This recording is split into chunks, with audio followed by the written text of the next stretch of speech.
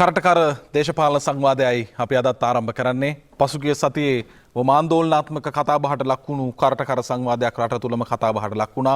ඒත් හා සමානව අද දවසේදීත් අප සූදානම් රජයේ මාධ්‍ය, ජාතික මාධ්‍ය තුල සිටගෙන මේ රටේ පක්ෂ විපක්ෂ සියලු දේශපාලන කඳවුරු වලට ඉඩකඩ වෙන් කරන්නට. මේ මොහොතේ රටේ පවතිනා වූ යම් කාරණයක් වේද ඒ පිළිබඳ පක්ෂ විපක්ෂව පවතින සියලු මතවාදයන්ට මේ වේදිකාව නිරන්තරයෙන් ඉඩකඩ පවතිනවා. ඒ නිසා ආණ්ඩුවේ දෙයක්ද ආණ්ඩුවට එරෙහිව නැගෙන කාරණයක් වේද මේ පවතින ක්‍රමවේදය වේද පවතින ක්‍රමවේදයට එරෙහි දෙයක් වේද ඒ සියලු දේට කිසිදු සීමාවකින් බාධාවකින් තොරව ජාතික රූපවාහිනිය තුල කරටකර සංවාදයට ඉඩකඩ විවර වෙනවා.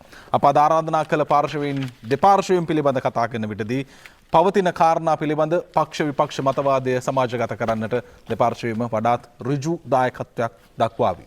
මේ මොහොතේ පවතින තත්ත්වය අපි විග්‍රහ කරගත් විටදී සෞඛ්‍ය බලධාරීන්ගෙන් පැත්තෙන් ගත් විටදී කොරෝනා වෛරසය හා සම්බන්ධයෙන් මේ වන විට රට තුල පොකුරු නිෂ්ක්‍රීය වී නාවික හමුදා කඳවුරු අභ්‍යන්තරයේ පමණක් මේ වන විට වැලිසර කඳවුරු ආශ්‍රිතව පමණක් අවදානමක් පවතින වෙලාව. ඒ වගේම අද දවසේ දැනගන්න ලැබුණු දේ තමයි සෞඛ්‍ය සේවා අධ්‍යක්ෂ ජෙනරාල්වරයා මැතිවරණයේ පැවැත්වීම හා සම්බන්ධයෙන් යම් ආකාරයේ සුබවාදී ප්‍රතිචාරයක් දැක්වූ බව. අධිකරණ මේ කටයුත්ත ක්‍රියාත්මක වෙනවා.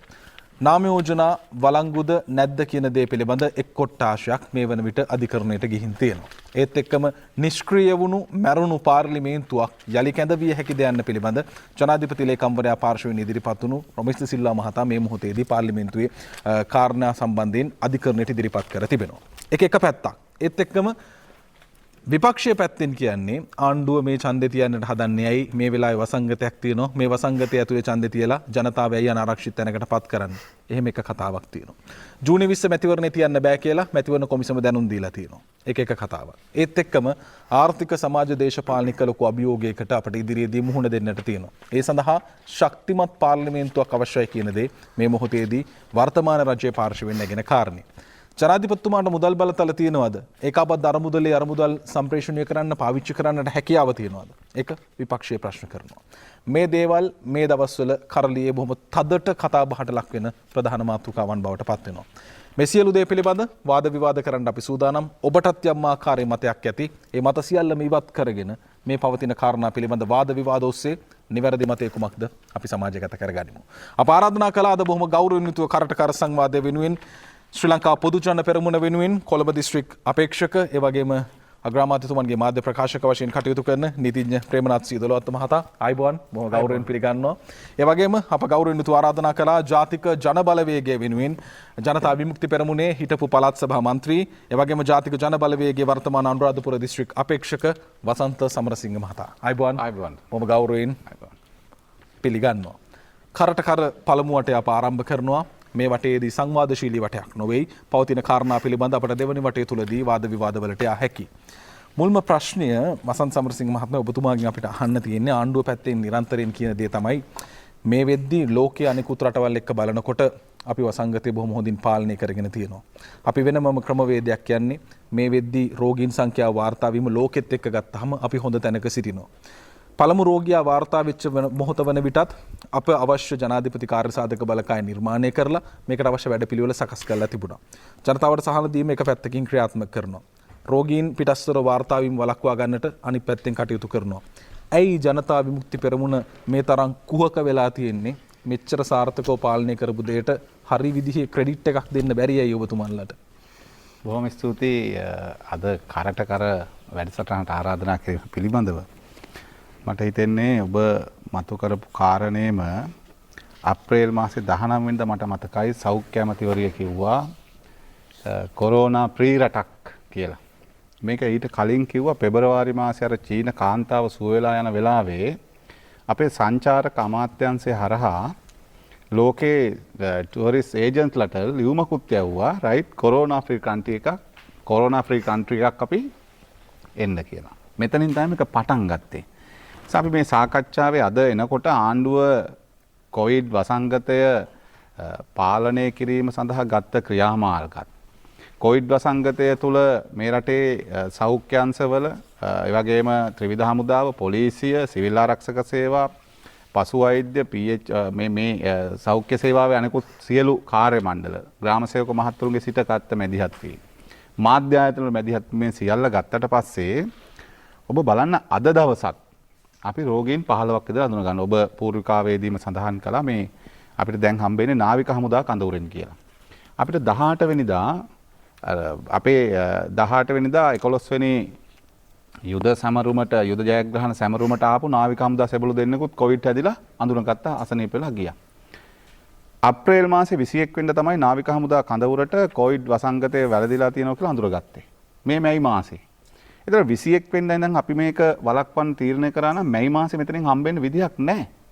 ඒ අපි ක්ෂණිකව අවශ්‍ය ප්‍රයවර ගත්තා නම් මේක ඇතුලේ තියෙන පොකුරු ටික අඳුනගෙන පාලනය කරා නම්. ඒතර ආණ්ඩුව ගත්ත ක්‍රියාමාර්ග පිළිබඳව ආණ්ඩුව කතා කරනකොටම මතක් කරලා දෙන්න ඕනේ. ඔබට මතක ඇති මාර්තු 18 වෙනිදා ජනාධිපතිවරයා පවා කිව්වේ මේ අපි යුද්ධයක් තියෙන කාලෙවත් රට වැහුවේ නෑ. මේ 28ක් හම්බෙලා මොකටද රට වහන්නේ? එහෙමනේ ආවේ. හැබැයි 19 වෙනිදා මැතිවරණ කොමිසමට බලය ආපු පළවෙනි මොහොතේ දවල් 12 වෙනකොට 12 මාර වෙනකොට කිව්වා මැතිවරණ දින නියමයක් නැතුව කල් දැම්මා. මං කියන්නේ රටක රාජ්‍ය නායකයෝ පාලකයෝ ආණ්ඩු ජනතාව ගැන හිතනවා නම් ජනතාව ගැන හිතන්න තිබේ මැතිවරණ කොමිසමට තීරණ ගන්න බලය ඉන්න කලින්නේ. අපි මේකේ අඩුපාඩු හඳුනා ගන්න ඕනේ එහෙම. ඒතර එතෙන් සිට ආපු ගමනක් තිබුණා. මේ පිළිබඳව ජනතා විමුක්ති පෙරමුණ හැටියටත් මේ රටේ අනෙකුත් සිවිල් ක්‍රියාකාරිකයින් ඒ වගේම ස්වේච්ඡා සංවිධාන හැටියට අපි රතුතරුව සාහන සේවා බලකාය හැටියට විවිධ මැදිහත් වීම් කරද්දී ආණ්ඩුව රුපියල් 5000 දෙන එක හැර රාජ්‍ය යාන්ත්‍රණයේ මෙහෙයවීමකින් තොරව ආණ්ඩුවට සම්බන්ධ පාර්ශව කොරෝනා මර්ධනයට කොරෝනා ව්‍යාප්තිය පාලනයට කරපු ක්‍රියාමාර්ග මොනවාද කියලා ඇහුවොත් අපි කියනවා රතු තරුව කරපු වැඩවලින් කාලක්වත් කරලා නැහැ. ඒක තියෙන්නේ. ඉතින් ඒ කියන්නේ කොහොමද දැන්? සෞඛ්‍ය සේවා අධ්‍යක්ෂ ජනරාල්වරයාගේ ඒ රාජ්‍ය යාන්ත්‍රණේ ඕනෑම ඕනෑම ආණ්ඩුවක් ක්‍රියාත්මක කළ යුතු යාන්ත්‍රණයක. ත්‍රිවිධ හමුදාව රටේ එක. සෞඛ්‍ය අධ්‍යක්ෂ ජනරාල් රටේ එක. ඒක මේ ආණ්ඩුවේ ක්‍රියාමාර්ගයක් නෙමෙයි. ඒක ආණ්ඩුව එක මෙහෙවන්න ඕනේ. ඒක තමයි මෙහෙවීමේ ක්‍රියාවලිය ඇතුලේ මම ගේන්නේ ඔබ කල්පනා කරලා බලන්න අපි අප්‍රේල් මාසේ 20 වෙනකොට රෝගීන් හිටියේ කීයද? අද වෙනකොට රෝගීන් 1050 පැනලා තියෙන දැන් අපි. ඒතර 1050 පයින්නකොට අපි පාලනය කරගෙන තියෙනවා දැන් සෞඛ්‍යංශ කියන ආකාරයට අපේ එළිය හිටපු පොකුරු ටික අපි පාලනය කරගෙන තියෙනවා. ඒතර ඇතුලේ පොකුරු තමයි මේ තියෙන්නේ කොහෙද? නාවික හමුදාවේ. මේ පොකුරෙන් තමයි මේ ව්‍යාප්ත වෙන්නේ කියලා. ඒතර අපිට ඇයි මේ පොකුර පාලනය කරගන්න බැරි වුනේ? ඇයි PCR පරීක්ෂණ ටික කරලා නාවික හමුදා කඳවුරේ සෙබළු ටික පරීක්ෂාවට ලක් කරලා මේක ව්‍යාප්ත වීම තවත් සෙබළුන්ට වැළඳෙන එක නවත්ත ගන්න තිබුණානේ. දවස් 21ක් යනකොට මේකේ සම්පූර්ණ ව්‍යාප්තිය පිළිබඳ අපිට සීමාවක් දාගන්න තිබුණානේ. මේ ක්‍රියාමාර්ග ගත්ත විදිහ. එතකොට අපි උදම්මනන්න ගියොත් එහෙම අපි ලෝකයේ ගොඩක් රටවල් වලට වඩා හොඳයි කියලා. අපි හොඳයි. ආසියාවේ රටවල් ටික අරන් බැලුවම අපි ඉන්නේ 6 වෙනි තැනට. අපි දූපතක්. ඒතර අපි කරගත්ත දේවල් ටිකක් තියෙනවා. අපි දූපතක් වීම විසින්ම අපිට chance එකක් තියෙනවා. මොකද්ද? එක්ක ප්ලේන් එකෙන් එක්ක නැවකින් එන්න ඕන. නැවෙන් අපේ රටට එන්නේ නැහැ. ප්ලේන් එකෙන් අපේ රටට එන්නේ. ඒ නිසා අපිට මේ පැත්තෙන් එන්න පුළුවන් හානිය තමයි වැඩි. අනිත් පැත්ත ගත්තට පස්සේ අපෙන් ආපු අය සහ අපි මේක පාලනය කරන්න ගත්ත ක්‍රියාමාර්ග මෙච්චර දුර යන්නේ නැතුව පාලනය කරගන්න තිබිච්ච අවස්ථා ආණ්ඩුව මගහැරියේ නැත්තම් නාවික හමුදා කඳවුරට කොහොමද හැදෙන්නේ? නාවික හමුදා කඳවුරට කොහොමද මේක මෙච්චර ව්‍යාප්ත වෙන්නේ? ඒ නිසා ප්‍රශ්නේ තියෙන්නේ එතනින්. දැන් 18 වෙනිදා මේ 11 වෙනි රණවිරු සැමරුමට ආපු සෙබළු දෙන්නෙකුටත් රෝගේ වැළඳිලා කියලා හොයා ගන්නවා. අසනීපලා අරන් ගියාට පස්සේ. එහෙම අඩුම ගානේ කඳවුරෙන් එළියට ආපු අයවත් චෙක් කරලා නැහැ එතකොට. මේ ප්‍රශ්නේ තියෙන තැන. ඒ නිසා ආණ්ඩුව මේ කොවිඩ් පාලනයට ගත්ත උත්සාහය ඇතුලේ සැඟවිච්ච උත්සාහය තමයි මැතිවරණය. මං කියන්නේ ආණ්ඩුව මැතිවරණයක් තියා ගැනීම සඳහා ගන්න උත්සාහය ඇතුලේ ජනතාවගේ ජීවිත පිළිබඳව හිතන්න තිබිච්ච තව බොහෝ තැන් තිබුණා. ඒ නිසා මැතිවරණය අනවශ්‍යම එකක් කියලාද ඔබතුමා කියන්නේ? නෑ අපි දැන් එහෙම කිව්වේ නෑ කොහෙවත්. මැතිවරණයක් තියාගන්න ඕනේ. පාර්ලිමේන්තුව විසිරලා තියෙන මැතිවරණයක් තියාගන්න ඕනේ. මැතිවරණේ තියා ගැනීමට අවශ්‍ය සූදානම හදා ගන්න ඕනේ. හැබැයි රටේ මිනිස්සු ජීවත් වෙලා ඉන්න එපා. ඡන්ද තියන්න කලින් මේ රටේ මිනිස්සු ජීවත් වෙලා ඉන්න එපා. ඒතර ජීවත් වෙන මොකද මේක තුවක්කුව අරන් එන ත්‍රස්තවාදීත් එක්ක ෆයිට් එකක් නෙමෙයි. අපි දැක්කනේ ආණ්ඩුවේ සමහර මැති ඇමතිවරු කිව්වා අපි ගිය අවුරුද්දේ ඩෙන්ගු 100ක් මරලා රට වැහුවේ නෑ. කොහොමද කතා කරන්න පටන් ගත්තේ? වසංගත ඇවිල්ලා අපි එහෙම රට වැහුවේ නෑ. මේ කොවිඩ් අපි 9 දෙනයි මැරුණේ රට වහන්න ඕනේ. නෑ මේක වසංගතයක්. මේක වෛරස් එකක්. පේන්නේ නෑ. දැන් මෙතන හිටියේ කාට හරි තිබුණොත් එහෙම හෙට ඉඳන් අපි ඔක්කොම නිරෝධායනයට ලක් වෙන්න වෙනවා.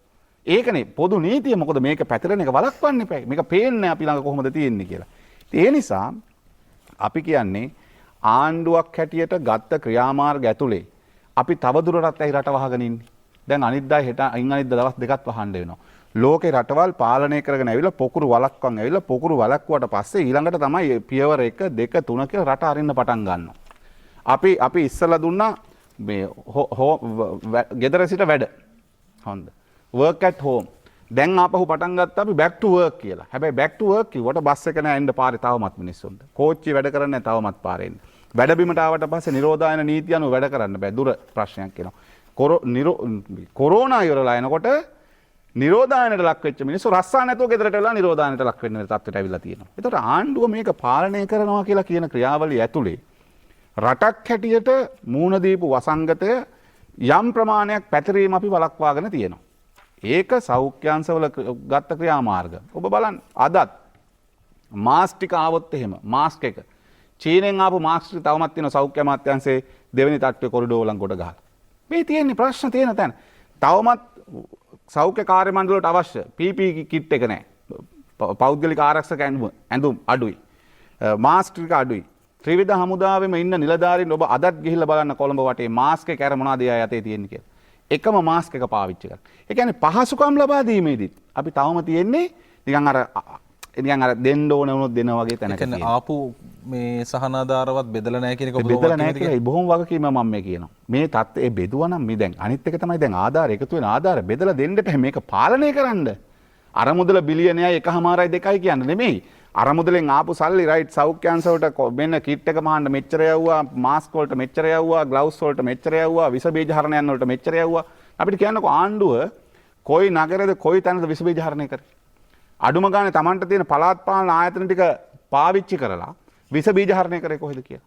ඉතින් අපි බොහොම වගකීමෙන් කියන අනුරාධපුර දිස්ත්‍රික්කයේ සියලු නගර දෙවතාවක් මේනට අපි විස බීජ හරණය කරා ස්වේච්ඡාවෙන්. ඇයි අපිටත් ඕනේ මේක පාලනය කරගන්න. මේ අපේ රටේ මිනිස්සු මේ ජීවත් වෙන්නේ මේ රටේ සිංහලද දෙමළද මුස්ලිම්ද නැහැ. මේකේ රෝගේ හැදෙනකොට වර්ගයේ ಜಾති ආගම ભેදයක් නැහැ. ඒ නිසා අපි හැමෝම එකතු වෙලා මේක පාලනය කරගන්න මැදිහත් වෙද්දී ආණ්ඩුව ඒක ඇතුලේ දේශපාලනය කරේ. ඒ නිසානේ තියෙන්නේ මැතිවරණ කොමසාරිස්වරයාට කියන්න උනානේ 5000 බෙදන වැඩේට മന്ത്രിවරු ගාව ගන්න එපා කියලා. 5000 බෙදන වැඩේට ඡන්දෙ ඉල්ලන පක්ෂේ ප්‍රසම්විධායක ගාව ගන්න එපා කියලා. ඇයි මැතිවරණ කොමිසමට කියන්න උනේ? මේ ක්‍රියාවලිය රාජ්‍ය යාන්ත්‍රණය පාවිච්චි වෙලා හොඳටම කරගෙන යද්දි ග්‍රාම සේවක මහත්තයා සමෘද්ධි නියාමක සංවර්ධන සහකාර මේ අය කරගෙන යද්දි ප්‍රාදේශීය ලේකම්තුමා දිස්ත්‍රික් ලේකම්තුමා මේ අය මේ යාන්ත්‍රණය කරගෙන යද්දි ගෙනලා දැන් අලුත් යාන්ත්‍රණයක් මොකද්ද? සභාවේ මන්ත්‍රීවරයා ප්‍රාදේශ සභාවේ. මොකටද? මේ දේශපාලනයේට. ඉතින් එතෙන් සිට එතන හැබැයි ඉතින් දැන් ඔබතුමන්ලගේ මන්ත්‍රී හිටියොත් ඔබතුමාගේ මන්ත්‍රීට මන්ත්‍රී ඇයි අපි පාවිච්චි කරන්න ඕනේ මේ වෙලාවේ නැහැ. නෑ ප්‍රශ්නේ ඒක නෙමෙයිනේ. ප්‍රශ්නේ මේ වෙලාවේ මැතිවරණයක් ඇඳවලා තියෙන්නේ. මැතිවරණයක් තුල කාගේ පක්ෂේ සමාජිකයා වුණත් පක්ෂග්‍රාහී භාවයක් සහිතව ක්‍රියාත්මක වෙනවා කියන එක අපි පිළිගන්න එපයි. ඒක අපි පිළිගන්න ඕනේ. එතකොට හොඳම දේ තමයි ජනතාවට නම් සහන දෙන්නේ. ඒකට අපිට තියෙනවා දැවැන්ත රාජ්‍ය යාන්ත්‍රණයක්. දැවැන්ත රාජ්‍ය යාන්ත්‍රණයක් තියෙනවා. ඒ දැවැන්ත රාජ්‍ය යාන්ත්‍රණය මෙහෙවන්න ඕනේ මොකටද?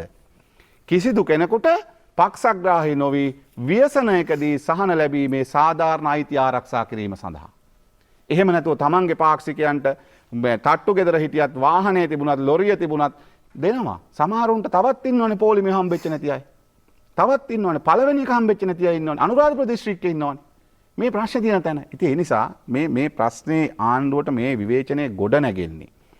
ආණ්ඩුවට මේ විවේචනයේ ගොඩ නැගෙන්නේ අපිට පටන් ගත්ත තැන ඉඳන් මේ සාකච්ඡාව ආවොත් එහෙම මේක අපිට මුල සිටම මාර්තු 18 නාම යෝජනා බාර ගැනීමට පෙර සිටම මේ ක්‍රියාවලිය අඳුර ගන්න තිබුණා. දෙවනිදා පාර්ලිමේන්තුව විසිරවන්න පෙර සිටම අපේ රටට කොරෝනා ඇවිල්ලා තිබුණා. එතකොට ගත යුතු ක්‍රියාමාර්ග ටික ගත්තා නම් අපි මෙලහට ඡන්දෙත් තියලා සමහර විට දැන්. හැබැයි අපි එතකොට ඒ ක්‍රියාමාර්ග ටික ගත්තේ නැහැ. ඒ ක්‍රියාමාර්ග ටික නොගෙන ඡන්දය සඳහා සූදානම් වීමට අපි මාර්තු 2 වෙනිදා පාර්ලිමේන්තුව විසිරුවා. මාර්තු 2 වෙනිදා පාර්ලිමේන්තුව විසිරීමෙන් පස්සේ 19 නොමිනේෂන් ගන්න ඕන වුණා. නොමිනේෂන් අරගෙන මැතිවරණ කොමිසමට බලය එනතෙක් ආණ්ඩුව මොකද හිටියේ? ඡන්දේ තියෙන තැන. එතකොට මැතිවරණ කොමිසම 19 වෙනි ව්‍යවස්ථා සංශෝධනය අනුව මැතිවරණ කොමිසම බලය ආපු නිසා පාර්ලිමේන්තු මැතිවරණයේ දින නියමයක් නැතුව කල් ගියා. නැත්තම් ඔය පොකුරු කියපු ඒවා ඔය දැන් ඔබ කල්පනා කරන්නකෝ අද වෙනකන් අපිට හොයාගන්න පුළුවන් වුණාද ජායල සුදුවැල්ලේ කොරෝනා ආසාදිත වෙච්ච මත්ද්‍රව්‍ය ආසාදිත වෙච්ච පුද්ගලයාට කොහෙන්ද හැදුනේ කියලා. එහෙම මේක වසංගතයක්. ඒ නිසා ආණ්ඩුව ගත්ත ක්‍රියාමාර්ග කියලා කියන්නේ ආණ්ඩුවට අවසානයේ දැන් මාස එකමාරක් දෙකක් රට වහගෙන හිටියන්. දැන් ආණ්ඩුව ඊළඟ ක්‍රියාමාර්ග කොහටද යන්න ඕනේ? ආණ්ඩුව සාර්ථකයි කියලා කියන්නේ කොවිඩ් වසංගතයේ පැතිරී යාම. අපි යම් ප්‍රමාණයට වළක්වන් තියෙනවා මේක පැතිරෙන එක. ඒ මාස දෙකක්ම අපි වහගෙන තියලා. හැබැයි කඳවුරු වල පැතිරෙන එක තවම පාලනය කරගන්න බැරි වෙනවා. ඒක සමත් වෙන්න එපැයි. හරි නිශ්චිතව අඳුන ඔබ කල්පනා කරන ජාතික රූපවාහිනිය ඇතුළේ කාට හැදුනොත් මොකද වෙන්නේ හෙට? හෙට ජාතික රූපවාහිනිය ඇතුළේ සමහරට විකාශන සියල්ල නවත්තලා ඔක්කොම නිරෝධායනයට ලක් කරනවා. හමුදා කඳවුර ඔක්කොම කරන්න බැරි නම් අඩුම ගානේ PCR ටෙස්ට් එක කරලා මේක නවත්තන්න තිබුණා. දැන් දවස ගානේ 15 20 එනවනේ. ඉතින් ඔන්න සාර්ථක වෙන්න මේ අපි කියන්නේ මේක තව මාසයක් වැඩි වෙවි යන්න නෙමෙයි. මේක අවසන් කරගමු.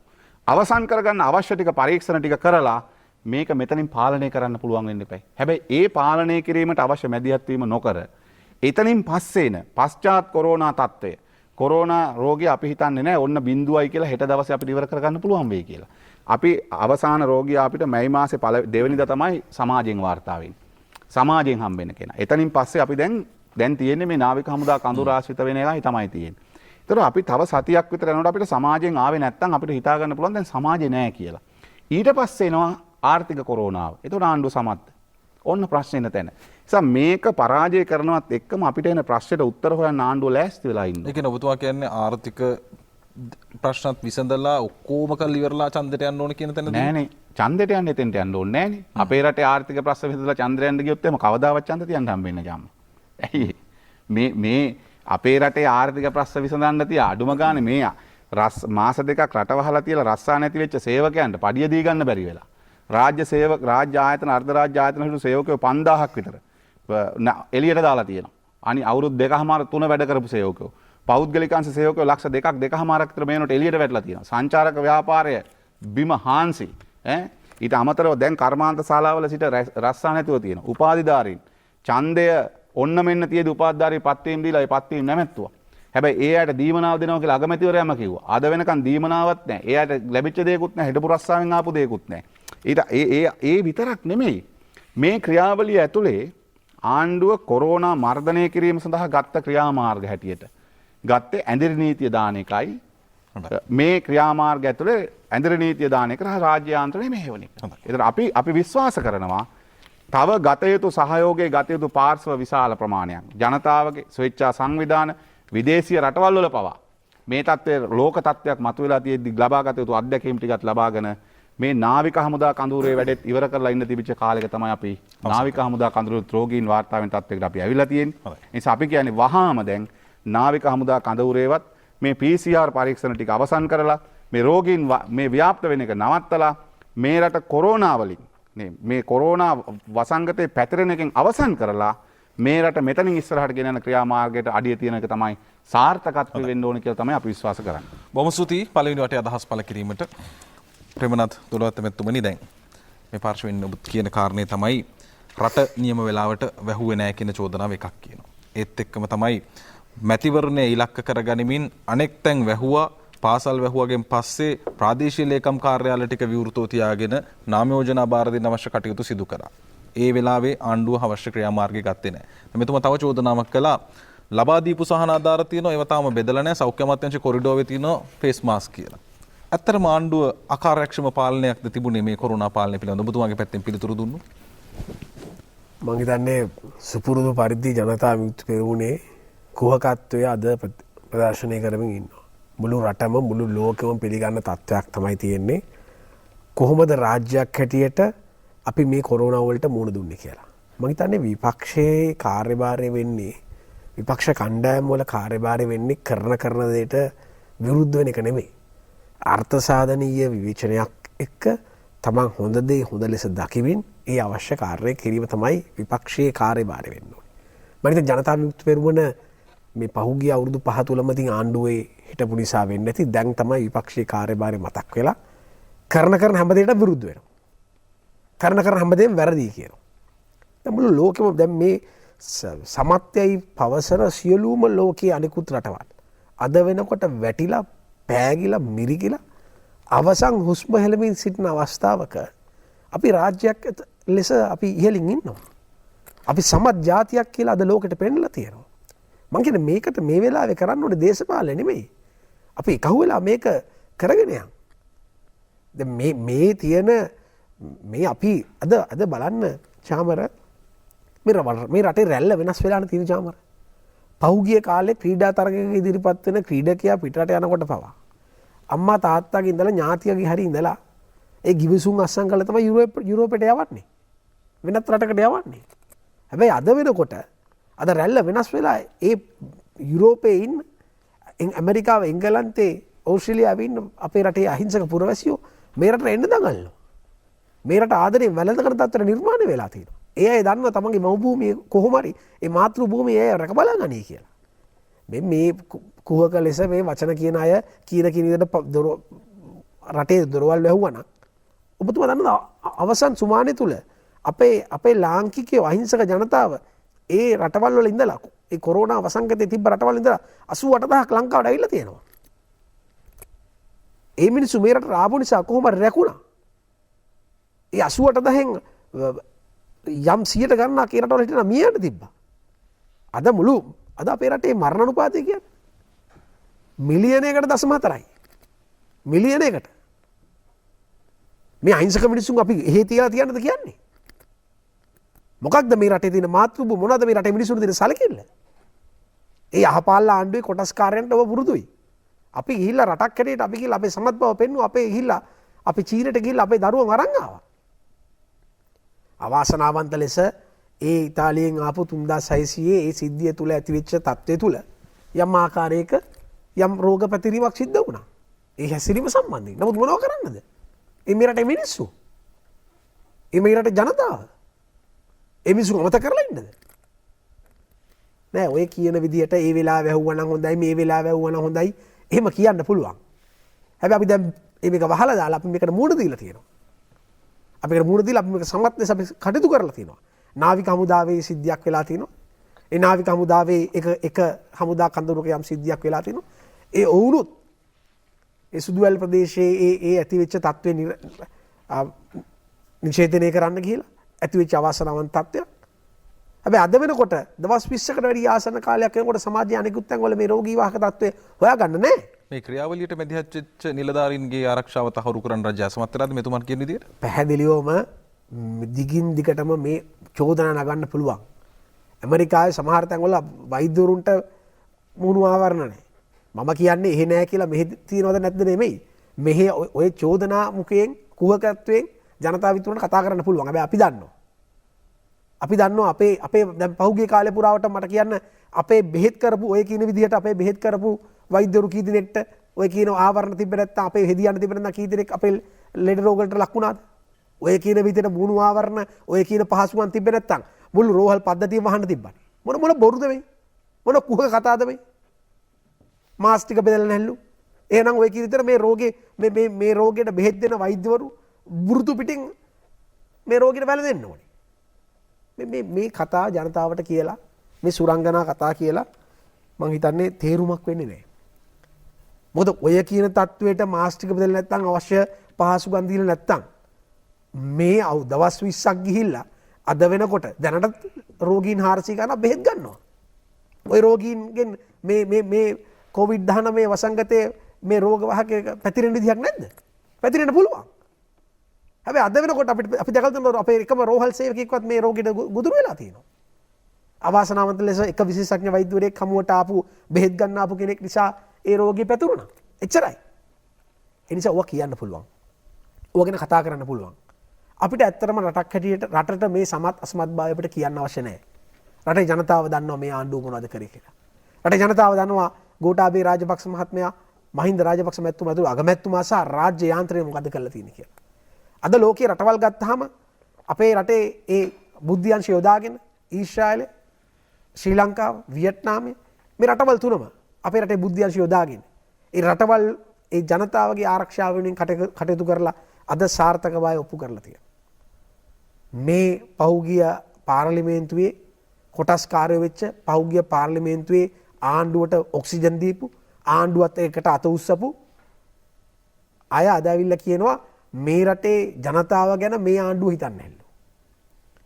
මේ රටේ ජනතාව ගැන මෙච්චර හිතන පාලකයෙකු කොහෙවත් නැහැ. මේ රටේ ජනතාව අද ජීවත් වෙන ජනතාව විතරක් නෙවෙයි මේ රටේ ඉදිරි අනාගතයට සම්බන්ධ මේ ආණ්ඩුව පැහැදිලිව හිතනවා. ඒ නිසා තමයි දරු පරපුර අපේ අනාගතයේ ගිහිල්ලා ලෝකේ පළවෙනි වතාවට ගිහිල්ලා ගුවන් යානයක් යවලා අපේ දරුවෝ ටික මේ රටට අරගෙන. ඉතින් ඒ නිසා මේ කියන කාරණා දැන් අද සමාජය පිළිගන්නේ නැහැ. දැන් මේ පැහැදිලිව කියනවා මේ මැතිවරණ කොමිසම විසින් තමයි මේක මේ ජනතාව වෙනුවෙන් මැතිවරණ කොමිසමේ කාර්යය කරේ. එහෙමනම් ඒ අය නාම යෝජනා බාරගත්තේ මොකටද? ඒ අය නාම යෝජනා බාරගෙන ඒ අවශ්‍ය කටයුතු කරන ගමන් ඉන්න අනතුරු ඇතිවෙච්ච තත්ත්වය තුල ඒ අය කියනවා මැතිවරණ කල් දානවා කියලා. හැබැයි ආණ්ඩුව දැන් සෞඛ්‍ය අමාත්‍යතුමීම කිව්වා කොරෝනා අවසන් කිරීමේ දිනේ මේ දවස කියන කාරණේ. ආණ්ඩුව යම් ආකාරයකින් වැඩේ ඉවරයි කියන දේ මතු කරලා උත්සාහ කළ මැතිවරණයට යමේ උත්සාහයක් තිබුණේම නැද්ද? පැහැදිලිවම නැහැ. ඒ අවස්ථාවක් නැහැ ආණ්ඩුවට. අපි අදටත් කියන්නේ මැතිවරණ දින තීරණය කිරීමේ හැකියාවක් අපිට නැහැ. මැතිවරණ දිනේ තීරණය කරන්නේ මැතිවරණ කොමිසම. මැතිවරණ කොමිසමට බලපෑමක් කිරීමක් හෝ මැතිවරණ කොමිසමට දින නියම කිරීමක් හෝ අපිට කරන්න අවස්ථාවක් නැහැ. මැතිවරණ කොමිසමට එහෙම බලපෑමක් කරනවා මැතිවරණ කොමිසම කියනවා. පෞද්ගලික කාලේ මම මතකයි මැතිවරණ කොමිසමේ සමාජිකයෝ තමයි පැහැදිලිව කිව්වා මැතිවරණ වැරදි වෙනවා නම් ඔළුවට වෙඩි තියන්න ඕනේ කියලා.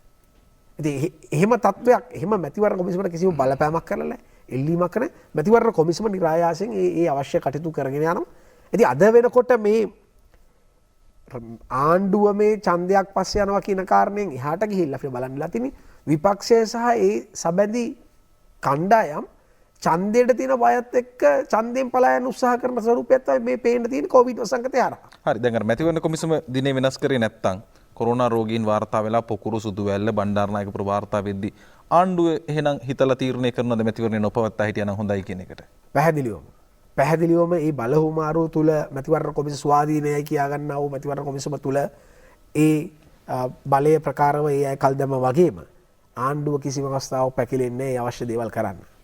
මේ රටේ පාස්කු ප්‍රහාරය වෙද්දී මේ රටේ මිනිස්සුන් අහිංසක ලෙස මිය යද්දී වැඩක් නොකරපු ආණ්ඩුවක් වගේ නෙවෙයි මේ ආණ්ඩුව. මේ ආණ්ඩුවේ ඉන්නේ මේ රටේ 30 අවුරුද්දක යුද්ධය අවසන් කරපු පාලකයෝ. ඉතින් ඒ අයට මේ ওই කින ආකාරයට මේ මිනිස්සුන්ගේ ජීවිතත් එක්ක සෙල්ලම් කරන්න අවස්ථාවක් නැහැ. මැතිවරණ කොමිසම මැතිවරණේ කල් දැම්මා වුණාට මේ ක්‍රියාවලිය මෙතරම් දුරට සාර්ථක ලෙස ක්‍රියාත්මක කරන්නේ කවුද? මේ රටේ රාජ්‍ය යන්ත්‍රයේ නායකත්වයෙන් ජනාධිපතිතුමා සහ අගමැතිතුමා සහ කැබිනට් මණ්ඩලය සහ ඒ යුද හමුදාව පොලිසිය සහ ඒ අදාළ සෞඛ්‍ය අංශ. හැබැයි ඔය කියන පිරිස සිටියාය කියලා ඒ අවශ්‍ය තැනට අවශ්‍ය නායකත්වය ලබා දුන්නේ නැත්නම් මේක සාර්ථකව අවසන් කරන්න හම්බෙන්නේ නැහැ. රටේ සේනාධිනායකයා අගමැතිතුමා පැහැදිලිව හොයාගත්ත කාටද මේ කාර්යය බාර දීලා කොහොමද මේක කරන්න ඕනේ කියලා. ඒ නායකත්වයේ තියෙන ප්‍රධාන අංගයක් තමයි ඒ ඔය කියන සුදුසු කෙනා හොයාගෙන ඒ සඳහා කටයුතු කරන එක. මේ කියන කාරණා දැන් මේ ජනතා විමුක්ති පෙරමුණ කියනවා මේ ඒ අය තමයි රතු තරුවෙන් තමයි මේ සියල්ලම කරේ කියලා. රජයෙන් ලැබෙන මම දන්නේ මට හිතා ගන්න බෑ මේ පුදුම හිතන කතා.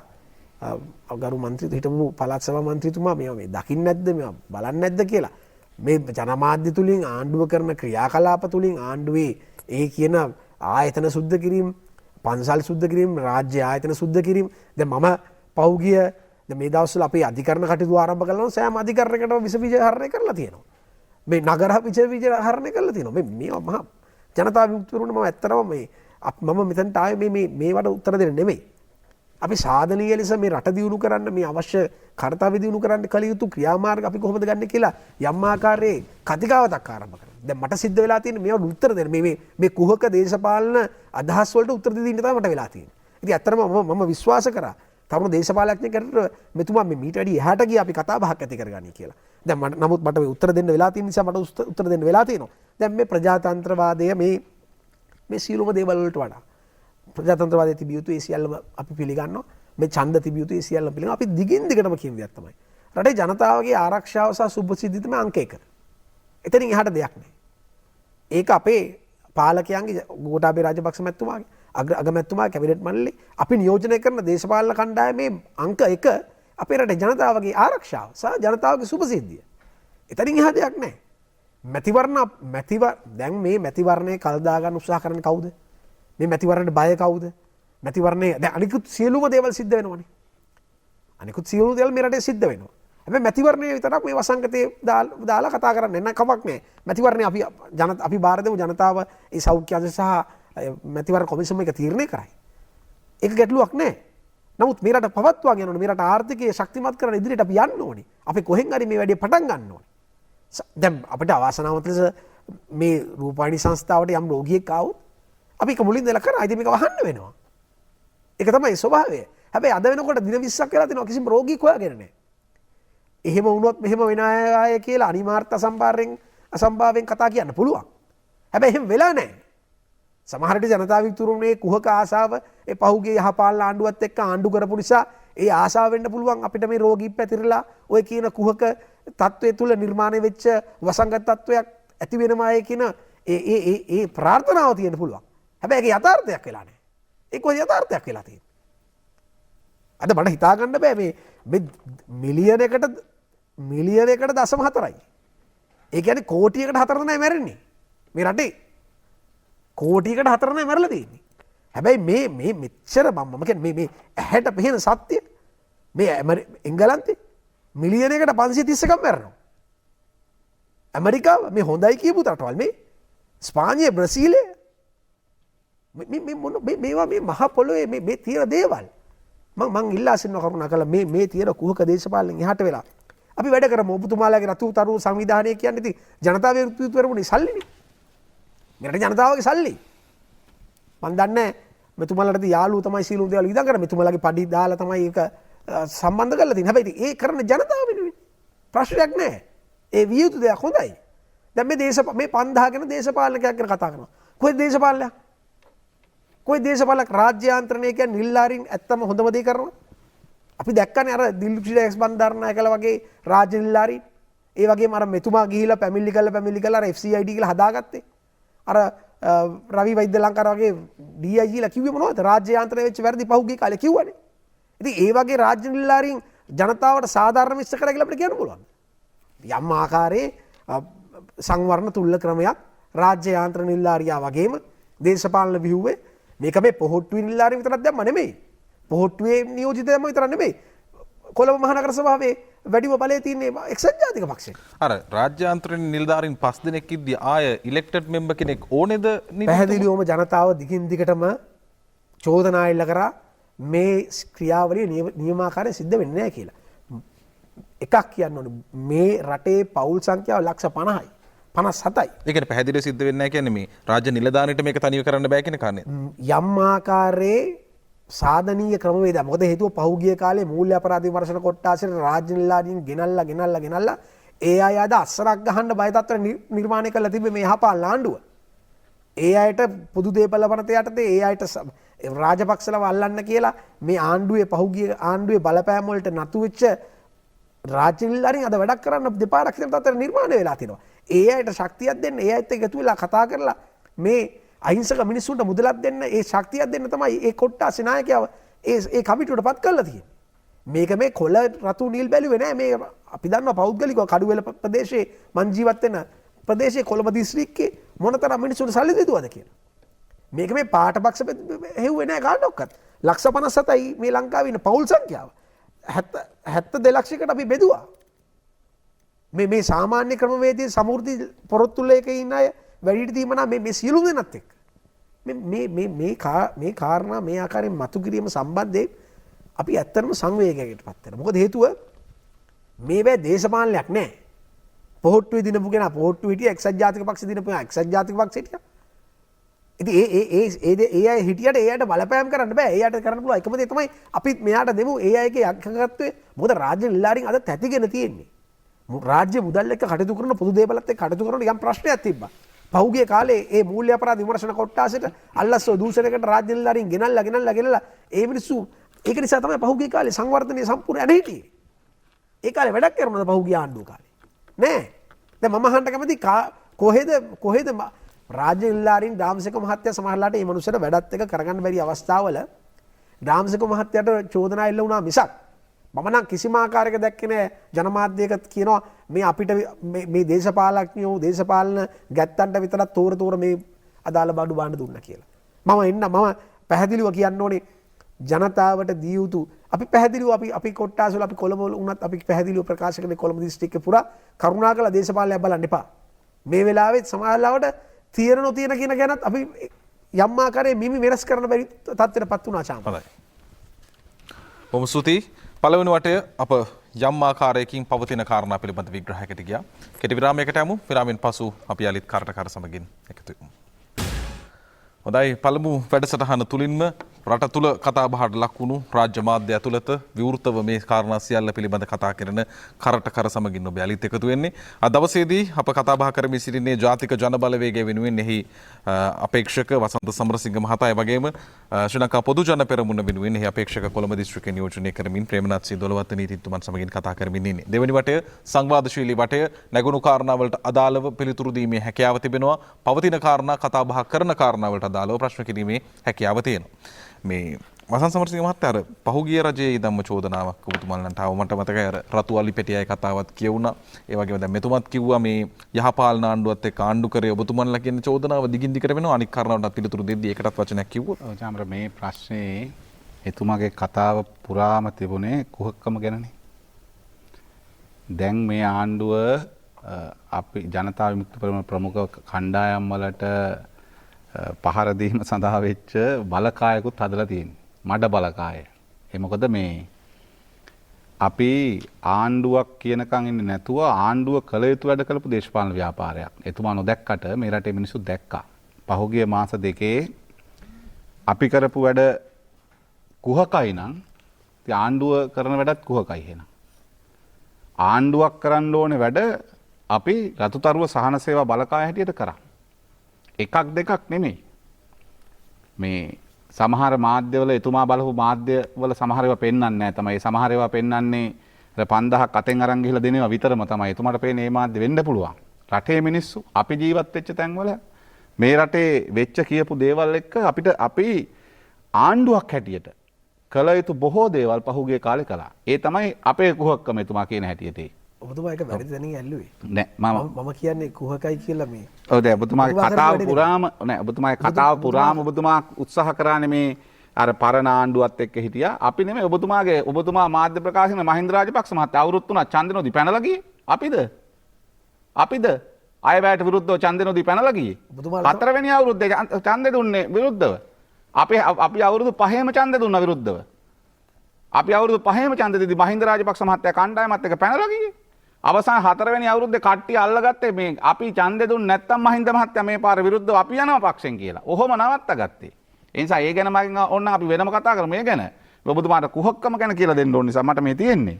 ඒ නිසා අපි මේ ක්‍රියාවලිය මෙහෙවද්දී මේ ආණ්ඩුව පැත්තෙන් ආණ්ඩුව ගත යුතු ක්‍රියාමාර්ග ගැන කියන් එද්දී මෙතුමන්ලා මේ දැන් මැතිවරණ කොමිසම කල් දානකම් හිටියේයි. මෙච්චර දුරදිග පේන නායකයෝ. මැතිවරණ කොමිසමට අවස්ථාව එනකන් හිටියයි මේ කොවිඩ් වසංගතය ඇවිල්ලා ලෙඩ්ඩු දවස ගානේ වැඩි වෙනවා 38යි 39යි එහෙම වෙද්දී මැතිවරණ කොමිසම නෙමෙයි නෑ චුට්ටක් ඉන්න මැතිවරණ කොමිසමත් කියන්න තිබුණානේ. අපි රයිට් දෙවෙනිදා විසිරවන්න කලින් කියන්න තිබුණානේ අපි මේ වැඩේ මෙහෙම කරමු කියලා. හැබැයි ජනාධිපතිතුමාගේ කාර්යභාරය විසිරුව හැරීමෙන් අවසන් වෙනවා. නෑ ජනාධිපතිතුමාගේ කාර්යභාරය දෙවෙනිදානේ විසිරවන්නේ. අපි පෙබරවාරි මාසේ යවන්නේ චීන නෝනා හොඳ කරලා. පෙබරවාරි 10 එතකොට කොවිඩ් ඇවිල්ලා ඉවරයි රට ඇතුළට. හොඳ. ඇවිල්ලා ඉවරයි. එතකොට අපි හම්බ වෙනව කට්ටිය 18 වෙනිදාට ජනාධිපතිතුමාගේ මාධ්‍ය සාකච්ඡා කියන දැන් ඉන්නේ 38යි. නේ?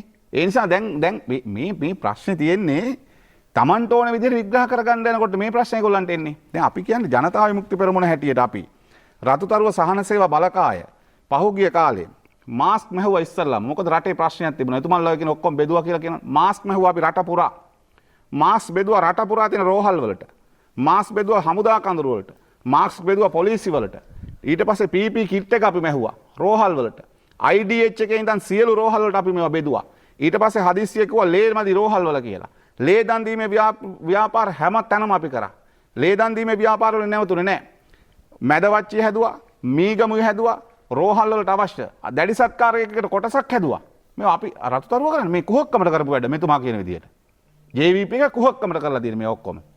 දැන් මේ අපි පක්ෂයක් හැටියට අපි දේශපාලන ව්‍යාපාරයක් හැටියට ආණ්ඩුවක් කළ යුතු වැඩ මේ කරේ. නිකන් නෙමෙයි.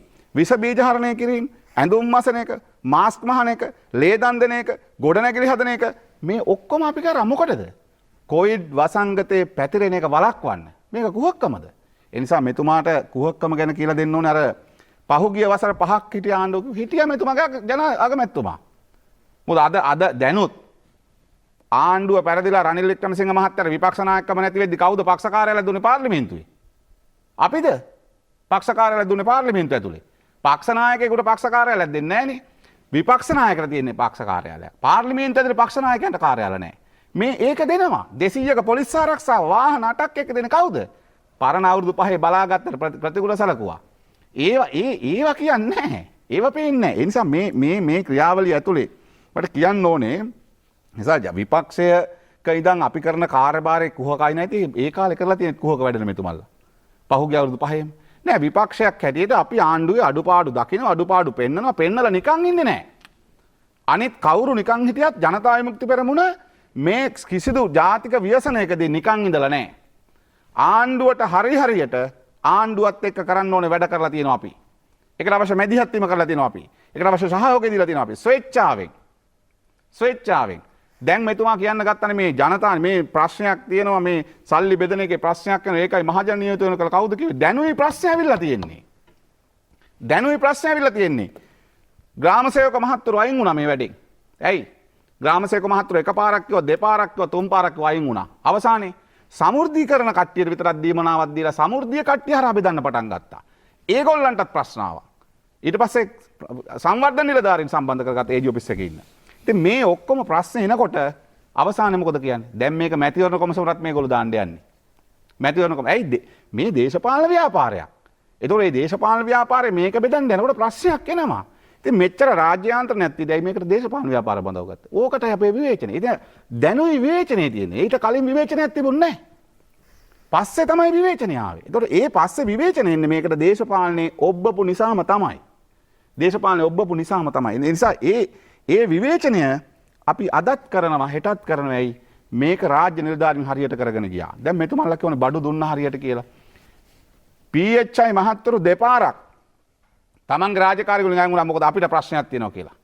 කොළඹ කට්ටිය ස්වයන් නිරෝධායනට ගියා වැඩ නවත්තලා ඇයි? අඩුම ගානේ ආරක්ෂක උපකරණ දෙන්නේ නැහැ කියලා. ග්‍රාම සේවක මහත්තුරු ඉල්ලුවා. සමෘද්ධ නියාමක මහත්තුරු ඉල්ලුවා. ඊට පස්සේ මේ සංවර්ධන නිලධාරී මහත්තුරු ඉල්ලුවා. PHI මහත්තුරු ඉල්ලුවා. PHI උපකරණ ඉල්ලුවා. මෙතුමා දන්නේ නැතුනට අපි තවත් දෙනවා සමහර කාර්යාල වලට ගිහිල්ලා. අපි තවත් දෙනවා වැඩබිම් වලට ගිහිල්ලා. මෙතුමන්ලා මේ කියනවා මේ දැන් නෑ ඒවා පෙන්වන්නේ නැහැ තමයි. ඒවා දකින්න නැතුව ඇති මෙතුමා බලන ටීවී වල පෙන්වන්නේ නැහනේ. ඒ නිසා ප්‍රශ්නේ තියෙන්නේ මේවා අපි ජවිපේ කුහකනම් මේවා කරන්න ඕනේ නැහනේ. අපි එහෙනම් මේ මොකුත් නොකර පැත්තකට වෙලා ඉඳගෙන ඉඳලා නෑ. අපි නිකන් ඉඳලා නෑ. අපි මේ සියල්ල කරලා ආණ්ඩුවේ අඩුපාඩු අපි පෙන්වන්නේ එහෙම. අපි මේ සියල්ල කරන්න පුළුවන් සියලු දේ කරමින් තමයි අපි ආණ්ඩුවේ මේ අඩුපාඩුව කියන්නේ. කළ යුතු දේ කළ යුතු වෙලාවේ කළ යුතුව තිබුණා. ඒකනේ කුරුවේ නෑ. මෙතුමා කිව්වා මේ පිටරට ඉඳන් අපි 80000ක් ආව කියලා බොරු කතාවක් මම ඕන සංකල්පයකට එක්ක කියන්නම්. මේ එන්න බලන් හිටපු පිරිසක් හිටියා. අපි ඉස්කෝල වහලා සති දෙකකට පස්සේ තමයි එයාපෝට් එක වහන්නේ. ඇයි ඒ? ඉස්කෝල වහලා සති දෙකකට පස්සේ එයාපෝට් එක වහලා මෙතුමා කියන්නේ දැන් 4000 ගණක් ආවා ඉතාලියෙන්. වැඩිම ආව ඉතාලියෙන් තමයි. ඒ ඉතාලියේ ප්‍රශ්නේ එතකොට දුවනවා වැඩියෙන්. ඒක හරි. හැබැයි ඊට පස්සේ අපි ශිෂ්‍යයෝ ගෙන්න ගන්න කොච්චර අරගලයක් කරන්න උනාද? මෙතුමන්ලගේ විදේශ සේවා නියුක්තිකාරයන් සභාපති මොකද කිව්වේ? මේන් වඳින්නම් ඉන්න තැනකට වෙලා ඉන්න එපා කිව්වා. ඕන් රට ගැන කියපු කට්ටිය. රට ගැන උනන්දු හදපු කට්ටිය මේ කියපු කතාව. එහෙ හිටපු මිනිස්සු වෙනුයි. මැද පෙරදිග කලාපේ ඉන්න මිනිස්සු අතිශය දුක් විඳිනවා. තවත් කඳවුරු වල ඉන්න මිනිස්සු තවත් ගෙවල් වල ඉන්නවා. ඒ අයටත් අපි දෙන්න පුළුවන් සහන අපේ පැත්තෙන් අපි ලබා දුන්නා. අපේ වැඩ කරන රත්තරව සහන සේවා බලකාය කට්ටිය සහෝදරවරු පිටරටවල වලත් වැඩ කරනවා. ඒ තැන් වලත් ගිහිලා සහන දෙනවා. අපි තානාපති කාර්යාල වලට අපි කිව්වා මේ කුවේට් වලින් කිව්වා අපි ප්ලේනුත් දෙන්නම් අරන් ඵලයල්ලා කියලා. මේ ඊයේ පෙර දනකන් හිටියා තියන්. ඇයි ඒ? ඒ කියන්නේ අපි වැඩ පිළිවෙලක් සහිතව මේක ආවේ නෑ. හැබැයි ඒ වෙනුවට මොකද කරේ? චාටර් ෆ්ලයිට් දාලා අපි පිටරටවල වල කට්ටිය ඇද්දා. ඉස්සල්ලාම මොකද කරේ? එංගලන්තේ ඉඳන් ලන්ඩන් ඉඳන් ෆ්ලයිට් එක චීන කට්ටිය ගෙනවල් කොළඹට කොළඹින් 3 දෙනෙක් බස්සලා ආපහු ඒක ෂැන්හයි ගියා. ඔන්න එහෙම කරේ. අපි එතකොට කිව්වා ඇයි එහෙම කරන්නේ? ලංකාවේ මිනිස්සු ගෙන්නමු. අපි අපේ ෆ්ලයිට් එක දුවනවා නම් අපි ගෙන්නමු අපේ මිනිස්සු. ඉස්සල්ලා. මොකද මේ රටවල් වල රෝගේ පැතිරෙද්දි සමහර රටවල් වල ඉන්නවා කුවේට් වල ඉන්නවා 14000ක් කොලයක් නැතුව. පාස්පෝර්ට් එකක් නැතුව. රස්සාව හොයන් මේ රටෙන් ගිය කට්ටිය. මේගොල්ලෝ හදපු අවුරුදු 72ක් තිස්සේ හදපු රටේ හොඳ ආර්ථිකයක් තියෙන රටේ මිනිස්සු ගිහිල්ලා ඉන්නවා එහෙම. කොළ නැතුව ඉන්නවා මැද පෙරදිග කලාප මිනිස්සු.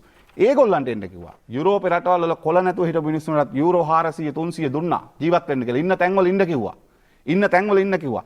එහෙම මේ රටවල් මිනිස්සු බලාගත්තා. ඒ නිසා අපි ආණ්ඩුවට විවේචනයක් ඉදිරිපත් කරන්නේ නිකන් කොහාට හරි වෙලා ඉඳගෙන කකා බිබී ඉඳගෙන නෙමෙයි. ලෝකේ අනිත් රටවලුත් තමන්ගේ රටවල් වල ඉන්න විදේශිකයන් සම්බන්ධයෙන් ගනුගමනය කර ප්‍රතිපත්ති ඕක නෙමෙයිද? නෑ.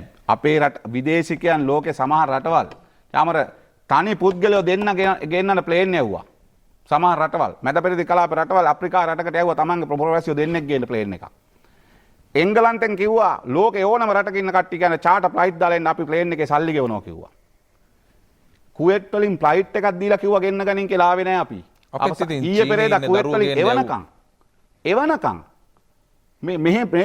අපිට තිබුණා ඒ සහයෝගයත් අරගෙන රස්සා නැති වෙච්ච මිනිස්සු ඒ මිනිස්සු ගෙන්නගෙන වැඩ පිළිලක්. ඒගොල්ලෝ කිව්වා අපි ආවිලා නිරෝධායන වෙන්න. ඒතර අපිට අපේ රට මොකක් කරේ මේ මිනිස්සුන්ගේ මූලික අයිතියක් ඒක තමන් ඉන්න රටට හොයන්ගේ රස්සාවක්. ඉතාලිය මිනිස්සුන්ට බැන්න ඉස්සරලා. මම ඉතාලියෙන් මේක ආවා කියලා. චීනට බැන්න ඉස්සරලා. චීන මිනිස්සුන්ගේ නෑ මේක වසංගතයක්. කවුරුවත් හිතාගෙන මේක එන්නේ නෑ. දැන් අර නාවික හමුදා කඳුරේ මිනිස්සුන්ට අවසානයේ සොල්දාදුව ගමට එනකොට 119 ගහන්න ගත්තා. දෙන්නේ කහ වුණා ගහලා හමුදා නිලධාරියෙකුට පහර දීලා ගෙදර ආවා කියලා. ඇයි මේ අර දේශප්‍රේමය ගැන කතා කරන මිනිස්සු සොල්දාදුව ද්‍රෝහීන් ලෙස දැක්කා. මේ වසංගතය පිළිබඳ හදන්න ඕන කතාව නෙමේ හැදුවේ. මට කියන්න උවමනාව තිබුණේ. ඒ නිසා අපි පක්ෂයක් ලෙස ආණ්ඩුවේ ක්‍රියාවලිය කළ යුතු කොටසක් තමයි අපිත් කරේ. ඒ නිසා ආණ්ඩුව කළ යුතු කොටස කරලා තමයි අපි කියන්නේ ආණ්ඩුව කළ යුතු දේ වෙනුවට ආණ්ඩුව මැතිවරණ වෙනුවෙන් මේක හඹාගෙන ගියේ කියලා. ඒ නිසා මැතිවරණ කොමසාරිස්ට බලය එනකන් ඉන්න තිබුණේ නැහැ. දුරදිග පේන නායකයන්ට තිබුණා මාර්තු 2 වෙනිදා පාර්ලිමේන්තුව විසිරවන්නත් කලින් මේ පාර්ලිමේන්තුව යන්න පුළුවන් අගෝස්තු සැප්තැම්බර් මාසේ 2 වෙනිදා වෙනකන් ඕන්න. පාර්ලිමේන්තුව 2 වෙනිදා වෙනකන් යන්න පුළුවන්කම තියෙනවා. හැබැයි ජනාධිපතිතුමාගේ ප්‍රතිපත්ති ප්‍රකාශනයේම කියවුණානේ බලය ලැබෙන පළවෙනි අවස්ථාව. ඒ බලය ලැබෙන පළවෙනි අවස්ථාවේ විසිරුණු එක හරිනේ. එතුමට ඕන පාර්ලිමේන්තුවක් හදාගන්න එතුමට තියෙන අයිතිය කිසිසේත් ප්‍රශ්න කර යුතු නැහැ කවුරුවත්. ඒක හරි. හැබැයි කොරෝනාය කියලා එතුමා ප්‍රතිපත්ති ප්‍රකාශය තිබ්බේ නැහැනේ. කොරෝනා තත්ත්වයක් ඇවිල්ලා රටේ වසංගත තත්ත්වයක් ඇවිල්ලා මිනිස්සු මේක දැන් මේ සාකච්ඡාවට වාඩි වෙලා ටිකක් කරනකොට මැසේජ් එක ආවා 1068යි දැන්. දැන් 1068යි රෝගී. ඒ කියන්නේ අපි දැන් මේක පාලනය කරන රෝගීන් වැඩි වෙන්නේ නැහනේ. වැඩි වීම ටික අඩු වෙන්න ඕනේ. ලෝකේ රටවල් තියෙන්නේ. ඇමරිකාව වහන් නැතුව ඉඳලා මේකට ටොපිය කෑවා. ඒක තමයි ඇමරිකාව කරගත්තේ. ඇමරිකාව ආර්ථිකයේ වැටේ කියලා වහන් නැතුව ඉඳලා අවසානයේ දැන් 80000ක විතර මිනිස්සු මැරෙන තැනට ඇවිල්ලා තියෙන ප්‍රශ්නය ආවා. හැබැයි ඒ රටවල් වලට අල්ලන්න පුළුවන් මේක. එංගලන්තයට අල්ලන්න පුළුවන්, ජර්මනියට අල්ලන්න පුළුවන්. යුරෝපේ රටවල් තමන්ගේ මිනිස්සු මාස 3-4ක් රස්සා නොකර ගෙවල් වලට තියලා කන්න දෙන්න පුළුවන්. අපේ රටේ කොරෝනාව ඉවර වෙලා රස්සාවට එනකොට දැන් ආපහු ගෙදර යන්න වෙලා තියෙන මිනිස්සුන්ට. තව වෙනකන් කෝල් එකක් නැහැ. මාස 2යි වැඩපොලෙන් එන්නද යන්න එපාද නැද්ද කියලා නැහැ. පඩිය දාලා නැහැ මාස 2ක් තිස්සේ. ආණ්ඩුවේ වැඩපිළිවෙලක් නැහැ. පඩිය නැති වුණාම මොකද කරන්න කියලා කියන්නේ. අවසානයේ ව්‍යාපාරිකයන්ට සහන දෙනවා කියලා කිව්වා. සහන නැහැ. ඒ විතරක් නෙමෙයි. දැන් ඊයේ ගත්ත මාර තීරණයක් ශ්‍රී ලංකා මහ බැංකුවේ මුදල් මණ්ඩලය. ද සමාගම වහලා දානවා. 1,45,000ක් තැන්පත් කරු 94%ක්ම ලක්ෂ 6ට අඩුවෙන් ඉන්න තැන්පත් කරු මේ ද සමාගම වහලා දාලා තීරණය අරගෙන අද වහනවා. 2010 මේගොල්ලෝ බාරගත්තේ මේක. 2010 මේ ආණ්ඩුව බාර ගන්නකොට ශ්‍රී ලංකා මහ බැංකුවට 2010 ඉඳන් අවුරුදු 10ක් යනකොට ද ෆිනෑන්ස් එක වැහුවා බිලියන 30ක් මිලියන 30000කට ඩිපොසිට් තිබිච්ච ආයතනයක්. ඔන්න කරපු වැඩේ. ඉතින් ඒ නිසා දැන් මේ ASCII ඕවා කරන්නේ මොකටද? ද ෆිනෑන්ස් එක වහන එකෙන් මොකක්ද ආර්ථිකයට වෙන වාසිය? දැන් ප්‍රශ්නේ තියෙන්නේ මූල්‍ය ලංකාවේ පරණම මූල්‍ය ආයතනය අවුරුදු 80ක් පරණයි. බ්‍රාන්චස් 58ක් තිබුණා. 1,45,000ක් තැන්පත් කරුවෝ හිටියා. දැන් මේ ආයතන වහන එකේ තීරණය මොකක්ද? මං කියන්නේ ඒක සේවකයන්ගේ ප්‍රශ්නයක් තියෙනවා. තැන්පත් කරුවන්ගේ ප්‍රශ්නයක් තියෙනවා. ලොක් දාලා වහලා එනවා. ජායලා යම්බලන් තොටයි තැන්පත් කරුවෝ ඇවිල්ලා වහන්න දෙන්නේ නැතුව සෙන්ට්‍රල් බැංක් කට්ටිය ලව ගත්තා. මං කියන්නේ රටක් හැටියට ගත යුතු තීරණ ගත යුතු වෙලාවේ ගත යුතු දේවල් තියෙනවා. හැබැයි දැන් මේ ASCII මොකටද මේ තීරණ ගන්නේ? ඒ අපි කියන්නේ මේ රටක් හැටියට මේ වසංගත තත්ත්වය හමුවේ අපි ඇති තරමට පාඩම් ඉගෙනගෙන තියෙන ජානත. ඒ පාඩම් ප්‍රයෝජනට අරගෙන අපි තව දුරටත් තමන් අතින් අඩුපාඩුවක් වුණා නම් අඩුපාඩුව පිළි අරගෙන අපි ඉස්සරහට යන්න ඕනේ. ඒ නිසා අපි පක්ෂයක් ලෙස අපි කියන්නේ රටක් හැටියට අපි මෙතෙන්ට නැතුව මේක පාලනය කරගන්න තිබුණා. ඒක එතෙන්ට නැතුව පාලනය කරගන්න තිබිච්ච අවස්ථාව මගහැරිය ආණ්ඩුවේ දේශපාලන උමනාව තිබුණ ඡන්දය පැවැත්වීම සඳහා. ඒ වෙනුවෙන් පෙළ ගැහිච්ච ක්‍රියාවලිය ඇතුළේ ආපහු මොකද ගියේ? අවසානයේ නාවික හමුදා කඳුරේ සෙබළුත් 500කට විතර මේක බෝ කරලා තමයි අවසානයේ දැන් අපි ඉන්න තැන තියෙන්නේ. ඒ නිසා අපි කියන්නේ කුහකකම් පිළිබඳව කතා කරන්න ආවොත් එහෙම අපිට කියන්න තියෙන්නේ මේ ආණ්ඩුවක් කළ යුතු වැඩ. නැවත මම මතක් කරනවා.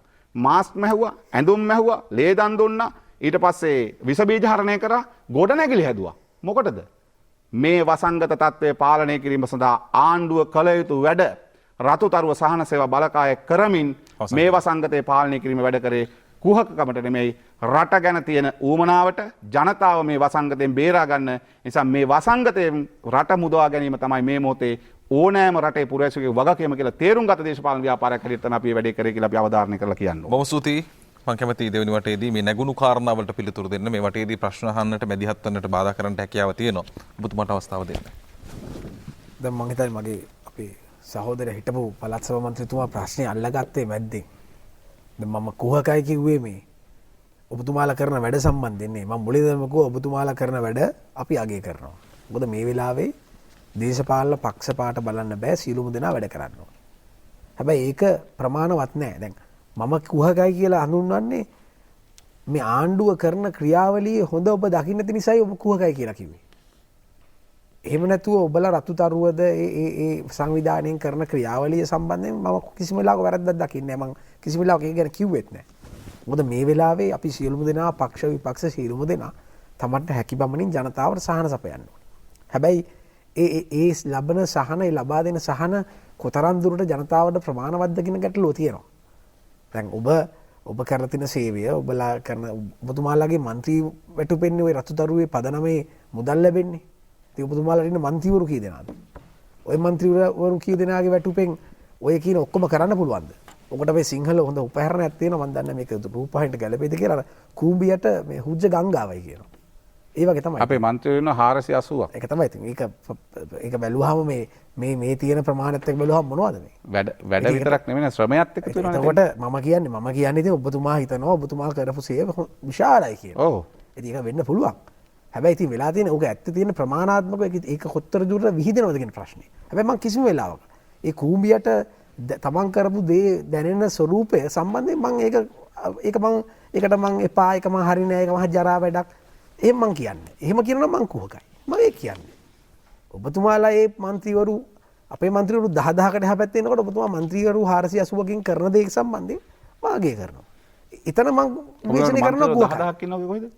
අපේ മന്ത്രിවරු 10000කට മന്ത്രിවරු අපේ පළාත් පාලන මන්ත්‍රීවරු. කොහොම නෑනේ රටේ 8000 ගානයි. 8000 ගාන අපේ අනිත් මන්ත්‍රීවරුත් එක්ක මම කියන්නේ. ඉතින් පළාත් සභාව අපේ 437යි රටේ. අපේ දැන් වෙලා තියෙන දැන් මන්ත්‍රීවරු නෑ. අපේ කොට්ටාසනායකයෝ අපේ කොට්ටාසනායකයෝ මුළු එක තමයි කියන්නේ. ඔබතුමාලාට දැන් මේ ප්‍රජාතන්ත්‍රවාදය ගැන කතා කරනවා. 10000ට ආසන සංඛ්‍යාවක් කියන්නකෝ. නෑ 10000ට ආසන සංඛ්‍යාවක් ඔබතුමාලාට 10000ක් කිව්වම එහෙමයි දැන්. ඔබතුමා කියන ගානට මම ඒකට නෙමෙයි මේ කතු කරන්නේ. ඔබතුමාට ඉන්න ගානයි අපිට ඉන්න ගාන අතර පරතරය කියන්නකෝ. පරතරේ කොහොම කරත්ම අපි 10 ගුණෙට වැඩිනේ. 8ට එකක් නෑ 10 ගුණෙට වැඩි. නෑ කොහෙද? දැන් මන්ත්‍රීතුමා මම ඔබතුමාගේ විනාඩි 10 හරි ඔබතුමා ගන්නකෝ. මම බාධා කරේ නෑ. මොකද මහත් එක්ක ඉදිරියේ මේ දේශපාලන සාකච්ඡාව ගෙනියන්න ඕන නිසා. ඔබතුමා පොඩි කාරණා සම්බන්ධයෙන් බාධා කරන්න එනවා නම් ඒ බාධා කිරීම ගැන අතරම නෑ. ඔබතුමා වැරදි කරුණු කිව්වොත් වැරදි කරන්න නෑ. ඔබතුමා නිවාඩු කරන්න ඔබතුමා කාරණා. දැන් හරි වැරදිනේ මේ මහත් එක්ක ඉදිරියේ වැඩි කරමු අපි. ඒක නේ මට මැදිහත් වෙන්න පුළුවන්. දැන් ඔබතුමා මට වැඩේදී 12 තුනට අපිට ප්‍රශ්න අහන්න පුළුවන්. හරි බාධා කිරීමකට නැතුව අපි මහත් එක්ක මේ කීන කාරණේ ඔය මහත් එක්ක ඉතින් අපස්සට උත්තරයක් දෙන්න ගේන හරියට. ඔබතුමා ඉතාමත් වගේ කියන්නේ ඔබතුමාලාගේ 480 වගේ 10 ගුණයක් අපිට මන්ත්‍රීවරු ඉන්නවා. කිසි ගැටලුවක් නෑ. 10000ක් නෑ. අපිට 10 ගුණයක් ඉන්නවා. 10000ක් නෑ. 10000 අපිට ආසන. හරි 10000ක් නෑ. මං කිව්වේ ඒක. ඔබතුමාගේ മന്ത്രിවරු වගේ 10 ගුණයක් අපිට ඉන්නවා. ඒක මම පිළිගන්නම්කෝ. 10000ක් නෑ කියලා ඔබතුමා අපිට ජනාධිපති කෙනෙක් ඉන්නවා. අපිට අගමැති කෙනෙක් ඉන්නවා. කැබිනට් මණ්ඩලයක් තියෙනවා. ඒතකොට ඔබතුමාලා මේ മന്ത്രിවරු 480කින් කරන ක්‍රියාවලිය ඔබතුමාලා මං කිසිම වෙලාවක ඒ ක්‍රියාවලිය අගය කරේ නැත්තේ නෑනේ. අගය කරා. හැබැයි ඒක මේ කුහකයි කියලා අල්ලන්න එපා. ඔබතුමා අපි කරන ක්‍රියාවලිය වැරදි කියන එකයි මම කියන්නේ. හැබැයි ඔය 480න් කරන ක්‍රියාවලිය මදි. ඒකයි අපි කියන්නේ 10 ගුණයක් තියන් කරන්නේ නැති ඉතින් 480න් කරන එකත් මදි. ඒක නිසා කියන්නේ ඒක නිසා කරුණාකරලා තේරුම් අරගන්න මේ කාරණේදී ඔබතුමාලා මේ ඔය කුහකත්වයේ ඔබතුමාලා එක තැනකින් ගන්න එපා. මම කිසිම වෙලාවක ඔබතුමාලා කරන ක්‍රියාවලිය අහිංසක මිනිස්සු වෙනුවෙන් ඔබතුමාලා යමක් කරා නම් ඒ සම්බන්ධයෙන් මම විශ්ලේෂණයක් එල්ල කරන්නේ නැහැ. ඒක නෙමෙයි කුහකකම කියලා මං කිව්වේ. මං කිව්වේ අපි කරන ක්‍රියාවලිය හොඳ දකින්න බැරි කමයි ජනතාව විතරනේ කුහකකම කියලා. ඒකට මම උත්තර දුන්නා. දෙවෙනි කාරණේ. තමුන්නාන්සලා මේ අයවැයට අත උස්සපු ගැන කතා කරනවා. අයවැය රනිල් වික්‍රමසිංහ මහත්තයා පහුගිය කාලේ පුරාවටම ඒ ඇයට තුනෙන් දෙකක් තිබ්බ ඒ වෙලාවේ. තමුන්නාන්සලාගේ മന്ത്രി දුර තුනෙන්ද හතරෙන්ද පුළුවන්ද අයවැය පරද්දන්න. හැබැයි තමුන්නාන්සලා මතක තියාගන්න රනිල් වික්‍රමසිංහ මහත්තයට 3-2 අවශ්‍ය වෙලාවේ ඔක්සිජන් දුන්නේ තමුන්නාන්සලා. කොහෙද දුන්නේ? තමුන්නාන්සලා තමයි පළාත් තමුන්නාන්සලා තමයි අපි කිසි වෙලා තමුන්නාන්සලා තමයි 3-2 අතුස්සුවේ. තමුන්නාන්සේ හිටපු පළාත් සභා මන්ත්‍රී වෙලා කොච්චර කල්ද කියන්නේ? හොඳ. තමුන්නාන්සලා පළාත් සභා මැතිවරණේ කල් දාගන්න පළාත් පාලන වෙනස කල් දාන්න තමුන්නාන්සලා පනතර 3-2 අතිස්සු නැද්ද? පළාත් සභා ඡන්දයක් නෙමෙයි. කරුණාකරලා මතක තියාගන්න. ඡන්ද ක්‍රමයට ආවොතුම වෙනම බොරු කියන්න එපා. ඉතින් අවශ්‍යතාවය නිසා බොරු කියන්න එපා. කරුණට එමු ඕන්න. තමුන්නාන්සලා රනිල් ඇත්ත කරුණ කතා කරමු. ඔය කියන බාධා ප්‍රශ්නයකට විතරක් එමු. පාර්ලිමේන්තුවේ බොරු කිව්වහම පාර්ලිමේන්තුවේ මේ රටේ ජනතාව දන්නවා. පාර්ලිමේන්තුවේ රනිල් වික්‍රමසිංහ මහත්තයාට පනත් සම්මත කරන්න 3-2 අවශ්‍ය වෙලාවේ ජනතාව විරුද්ධ වුණා. ඒ 3-2ට එක වුණා. මතක තියාගන්න. මේ රනිල් වික්‍රමසිංහ මහත්තයාට අවශ්‍ය වෙලාවට බෙල්ල හිරුණාම ඔක්සිජන් දීපු අය දැන් මේ කතා කරනවා මේ දැන් කතා කරන රටේ ජනතාව දන්න නිසා තමයි එදා 104-5ට තිබ්බ පක්ෂෙ 103ට වැට්ටුවේ. රනිල් වික්‍රමසිංහ මහත්තයත් එක්ක අනුර කුමාර දිසානායක මහත්තයා අරලිගහ මන්දිරේ බුදිය ගත්තා. ගිහිල්ලා අර දූෂණ විරෝධී පෙරමුණක් එක්ක ගිහිල්ලා වැඩ කරලා ඔබතුමා එන සුවරකට. ඒවා මේ ඔබතුමාලා මේ මම ඇත්තටම මම හරි කැමතියි මේ සංවාදයේ ඉතාමත් වැදගත් විදිහට කරන්න. මම ඒ නිසා තමයි ඔබතුමාගේ මම බාධා කරන්නේ මම බාධා කරන්න එපා. කරුණා කරලා බාධා කරන්න මගිර කමන්නේ වුණා බාධා කරන්න. ඔය බාධා මැද්දේ අපිට වැඩ කරන්න පුළුවන්. විතරක් අපි අහලා ප්‍රශ්න උත්තර බාධා කරලා වැඩ කරන්න 10,000ක් කොහෙද ඉන්නේ කියලා එතුමාගේ. ඔබතුමාලා පැහැදිලිව මම උත්තර දුන්නා නේද? මෙතුමා පිළිතුරක් දුන්නොත් ඔබතුමාට අදහස් පළ කිරීමක් තියෙනවා නම් අපි ඊළඟ වටේදී අදහස් පළ කරමු. තව විනාඩි 10ක වටයක් තියෙනවා. මේ රටේ ජනතාව දන්නා ජනතා මිතුරු පහුගිය කාලේ රනිල් වික්‍රමසිංහ මහත්තයා අවශ්‍ය වෙලාවට එකඟව ඡන්ද දුන්නා. ඒ වෙලාවේ ඒකාබද්ධ විපක්ෂ හැටියට මන්ත්‍රීවරු 50 ගණනක් හිටපු අවස්ථාවක සමහර බස් 3-2ක් බේර ගන්න තිබ්බ අවස්ථාව ජනතා විමුක්ති පෙරමුණ රනිල් වික්‍රමසිංහ මහත්තයාට අත උස්සලා ආණ්ඩුවට සහායක දුන්නා. ඒකේ ප්‍රතිඵලයක් හැටියට තමයි පළාත් සභා පළාත් පාලන මැතිවරණ පහුගිය කාලේ පුරාටම දීර්ඝ කාලයක් මේ රටේ ජනතාව ලැබුණ නැති. ඒ ප්‍රතිඵල නිසා ඒක ජනතාව දන්නවා. දැන් මේ කතා කරන රනිල් වික්‍රමසිංහ මහත්තයාට මේ කාර්යාලය දුන්නලු මේ කරුණාකරලා කියන්න ඕනේ මහින්ද රාජපක්ෂ මහත්තයා සහ ගෝඨාභය රාජපක්ෂ මහත්තයා කියන්නේ පලිගන්න නායකයෝ නෙමෙයි. ඒ මිනිස්සු මහින්ද රාජපක්ෂ මහත්තයා තමන්ගේ ධූරයෙන් අවසන් වෙලා ධූරය පරාජය වෙලා යද්දි එතුමාගේ ආරක්ෂාව දිගින් දිගටම අඩු කරපටි මම දැක්කා. මොකද එතුමාගේ නීතිඥවරු හැටියට මම තමයි ගිහිල්ලා ෆැමිලි කරලා ඒ ආරක්ෂාව ඉල්ලුවේ. හැබැයි මහින්ද රාජපක්ෂ මහත්තයලා ගෝඨාභය රාජපක්ෂ මහත්තයලා එහෙම තමන්ගේ දේශපාලන විරුද්ධවාදීන් එහෙම පලිගන්නේ නැහැ. දැන් මේ මන්ත්‍රීතුමා පැහැදිලි කර ගැනීමක් කරලා රුපියල් 5000 ගැන කතා කරාම දොළතම ප්‍රශ්නයක් තියෙනවා. දැන් ඔබතුමා කියනනේ මේ පලිගන්නේ නැහැ කියලා. දැන් මම ඇහුවේ රනිල් වික්‍රමසිංහ මහත්තයාට මොකද්ද තියෙන අයිතිය පාර්ලිමේන්තුවේ කාර්යාලයක් දෙන්න අගමැතිතුමාට? හොඳයි. රනිල් වික්‍රමසිංහ මහත්තයා පාර්ලිමේන්තුවේ රනිල් එතකොට සම්බන්ධන් මහත්තයාට විපක්ෂ නායක කාර්යාලය ලැබදී සම්බන්ධන් මහත්තයාට වාහනයක් දීලා තිබ්බේ පැහැදිලිව මේ නෑ ඔබතුමා නීතිඥයෙක් කාර්යාමර මම මේ ප්‍රශ්නය අහන්නේ හරි සරල ප්‍රශ්නයක් නේ පාර්ලිමේන්තුවේ ඔබතුමාගේ සරල ප්‍රශ්නයක් අහන්නේ ප්‍රේමදාස මහත්තයාට කොහොමද විපක්ෂ නායක කාර්යාලය භාවිත කරන්න දුන්නේ අන්න දැන් දීලා තියන්නේ මේ වෙලාවේ මේ දැනුත් දීලා මතක තියාගන්න හරියට හරි මේ තියෙන තීන්දුව తీරන කාරණාත් එක බැලුවාම ආණ්ඩු කරනවා කියලා කිව්වහම මේ රටේ තියෙන මිනිස්සුන්ගේ මේ තමන්ගේ දේශපාලන මතවාදය ආණ්ඩු බලය ගත්තා කියලා මේ සම්පූර්ණයෙන්ම ආපහු උඩියටු කරගලා ඒ දේශපාලන මතවාදය පතුරවන්න දෙන්නේ නැතුව පරිගන්න එක නෙමෙයි දේශපාලනය කරනවා කියන්නේ. දේශපාලනය කරනවා කියන්නේ තමන්ට ඒ තියෙන ඒ අයට නායකත්වයක් දීලා ඒ අයගේ ආරක්ෂාව ලබා මේ රටේ කවුරුත් නායකයෝ. රනිල් වික්‍රමසිංහ මහත්තයා කියන්නේ නායකයෙක්, සජිත් ප්‍රේමදාස මහත්තයා කියන්නේ නායකයෙක්. ඒ අයට යම් ජීවිත තර්ජන වෙලා තියෙනවා නම් ඒ අයට ආරක්ෂාව සම්බන්ධයෙන් ප්‍රශ්නයක් තියෙනවා නම් ඒ අයට දෙන්න ඕනේ ඒ ආරක්ෂාව. මේ රටේ දේශපාලන නායකයෝ මරා දැමීමේ වැඩිම ගාණක් මරා දැමීමේ ජනතා විමුක්ති පෙරමුණ. ඉතින් එහෙම අයට මේ රටේ නායකයන්ට ආරක්ෂාව ලබා දීම සම්බන්ධයෙන් ගැටලුවක් තියෙන එක රනිල් රකින්නේ නිසා. දැන් පිටරට මිනිස්සු ගැන කියනවා. පිටරට මිනිස්සු ගැන අපි කියන්නේ පැහැදිලිවම ඒ අය ගේන්න ඕනේ. ඒ අයට අවශ්‍ය පහසුකම් ලබා දෙන්න ඕනේ. ඒ නිසා තමයි පුළුවන් තරම් කල් අල්ලගෙන ඉඳලා ඒ මිනිස්සුම මේ රටට ගෙනාවේ. හැබැයි එක පැත්තකින් මෙතුමා කියනවා ඒ ගේන්න ඕනේ, එක පැත්තකින් කියනවා මීට කලින් මේක වැහුවනම් මේක බේර ගන්න තිබ්බා කියලා. මම දන්නේ මේ ඇයි මේ ද්විතික වශයෙන් මේ අදහස් දෙකක් දරන්න කියන ගැටලුව අපිට පැහැදිලිව පේන්න තියෙනවා. මේ තියෙන තත්ත්වය තුල රටක් හැටියට අපි විශේෂයෙන්ම හිතුවේ සීලුම දෙනාගේ ආරක්ෂාව සම්බන්ධයෙන්. විශේෂයෙන්ම විදේශිකයෝ අපේ රටේ අපේ රටට ආදායම ගෙනාපු අපි දන්නවා පැහැදිලිවම එංගලන්තේ ඇමරිකාවේ වගේ රටවල වැඩිපුර වේගෙන් මේ රෝගය පැතිරලා ගියා. හැබැයි පැහැදිලිවම මැද පෙරදිග සම්බන්ධයෙන් කරන ඒ අවධානය කිසිම අවස්ථාවක මේ ආණ්ඩුව කිසිම වෙලාවක නොබල හිටියේ නැහැ. මේ ආණ්ඩුවට එහෙම අවශ්‍යතාවයක් නැහැ.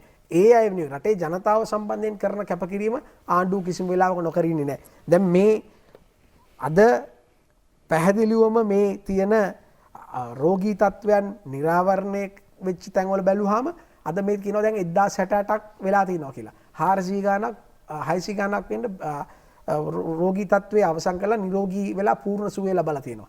දැන් මේ 60 ගානේ අද වැඩි වෙලා තියෙන ප්‍රමාණයත් එක්ක බැලුවාම ඒ සියලුම වැඩි වෙච්ච ප්‍රමාණය වැඩි වෙලා තියෙන්නේ නාවික හමුදා කඳවුරු තුල තමයි මේ වැඩිම වෙලා තියෙන්නේ. ඉතින් මේ මම කියන්නේ මෙන්න මෙතන තමයි අපි මේක විග්‍රහ කරගන්න ඕනේ. අද මේ ඒ කඳවුරෙන් ඔබට අද රෝගී තත්ත්වය අපිට හොයාගන්න නැහැ. හැබැයි එහෙම හදිසියට දැන් මෙතුමා කතා කරන්නේ පැහැදිලිවම අනාගතයේ සිද්ධ වෙන අසුභවාදී ස්වභාවයක් එක තමයි මෙතුමා කතා කරන්නේ. රස්සාවල් නැතුනොත් මොකද වෙන්නේ? මේ කියන විදිහට රෝගීන් වැඩි වුණොත් මොකද වෙන්නේ? නැහැ. අපි වාසනාවන්ත ලෙස රෝගීන් පිටතැන් වල අපිට හොයාගන්න නැහැ.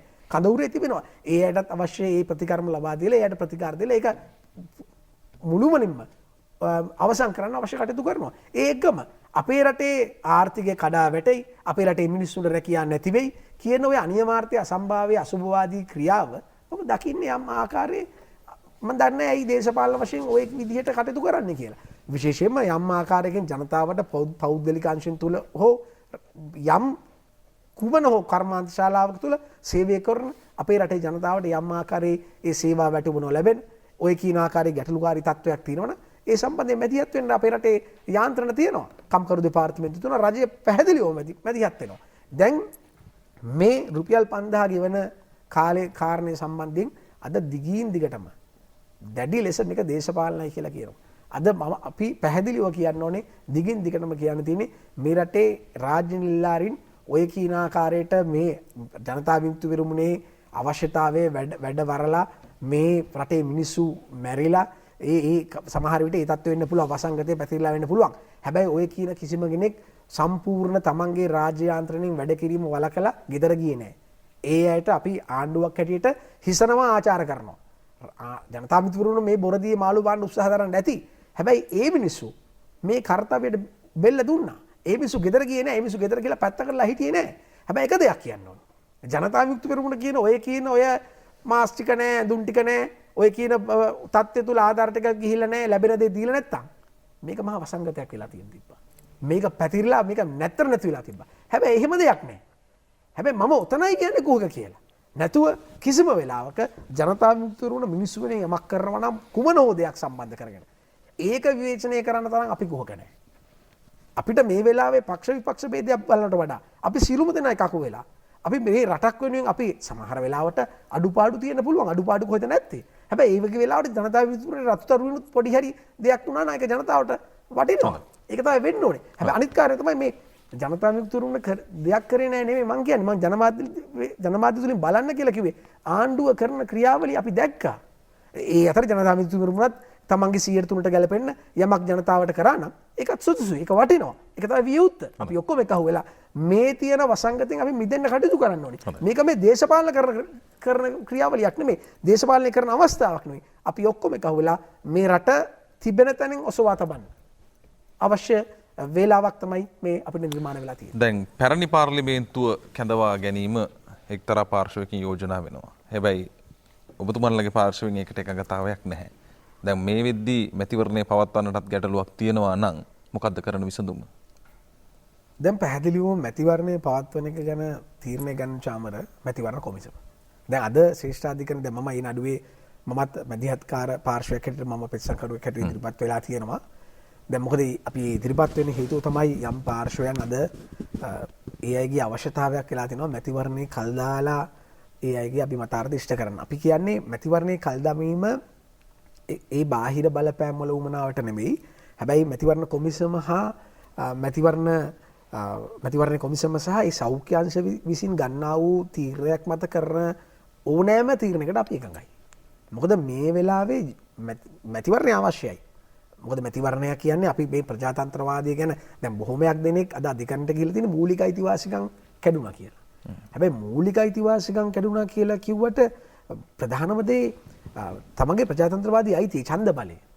ඊට එහාට ගිය ප්‍රජාතන්ත්‍රවාදයක් නැහැ. ඒ කියන්නේ ඒ අය කියන්නේ මේ පරණ පාර්ලිමේන්තුව කැඳෙව්වහම ප්‍රජාතන්ත්‍රවාදය ශක්තිමත් වෙනවා. නමුත් මට තේරෙන්නේ ප්‍රජාතන්ත්‍රවාදයේ තියෙන මුදුල් මල්කට තමයි ජනතාවට තියෙන ඡන්දයිතිය. ඉතින් එතන විශාල ප්‍රශ්නයක් තියෙනවා. හැබැයි මේ වෙලාවේ අපි කවුරුත් කලබල වෙන්න ඕනේ නැහැ. මොකද අද මම හිතන්නේ මම දන්න තරමින් අධිකරණයට අදාළ වෛද්‍ය අංශ පවසලා තිනවා යම් ආකාරයේ කරුණු කාරණා එක්ක මැතිවරණය තියන්න පුළුවන් කියලා. හැබැයි ඒ කාරණා සියල්ලම මැතිවරණ කොමිසම හා බද්ධ වෙලා ඒ අය තීරණය කළ රටේ ජනතාවට සුදුසුම දේ. රටේ ජනතාවට හොඳම දේ. හැබැයි ඒක එක්ක ඒ මැතිවරණ කොමිසමේ තියෙන දේ අද මැතිවරණ කොමිසම ස්වාධීනයි කියලා කිව්වට බලන්න මැතිවරණ කොමිසමේ නිලධාරීන් ඒ ඉන්න සමාජිකයන්ගේ ක්‍රියාකලාප ඒ මැතිවරණ කොමිසමේ ඉන්න සමාජිකයන් දෙදෙනෙක් එක ස්ථාවරයක් ගන්නකොට තවත් කෙනෙක් තවත් ස්ථාවරයක් ගන්නවා. දැන් හූල් මහත්මයා මැතිවරණයක් තියනකොට පුදුම අකමැත්තක් තියෙනවා. මැතිවරණයක් තියන්න කියලා එන හැම වෙලාවෙම අධිකරණයට යනවා. එතකොට ඒ තියෙන ස්වභාවය තුළ යම් ආකාරයක අකටයුත්තක් සිද්ධ වෙයිද කියලා අපිට සැකයක් තියෙනවා. හැබැයි අපිට දෙයක් කියන්න ඕනේ. අපිට සිද්ධ වෙනවා මැතිවරණ කොමිසම ගන්න තීරණය සහ සෞඛ්‍ය අංශ විසින් ගන්න තීරණත් එක්ක අපිට එකඟ වෙන්න.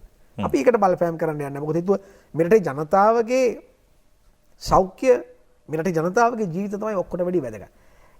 හැබැයි එතනින් කියවෙන්නේ නැහැ මේ අය විසින් යම් ආකාරයක කුමන්ත්‍රණකාරී ක්‍රියාවලියක් එක. මොකද අපිට පැහැදිලිව පේන්න තියෙනවානේ. රටේ අනිකුත් දේවල් සියල්ලම සිද්ධ වෙනවානේ. රටේ අද නඩු අහනවා. අද රටේ ජනමාධ්‍ය ආයතන සහ ඒ අනිකුත් සේවාවන් සිද්ධ වෙනවා.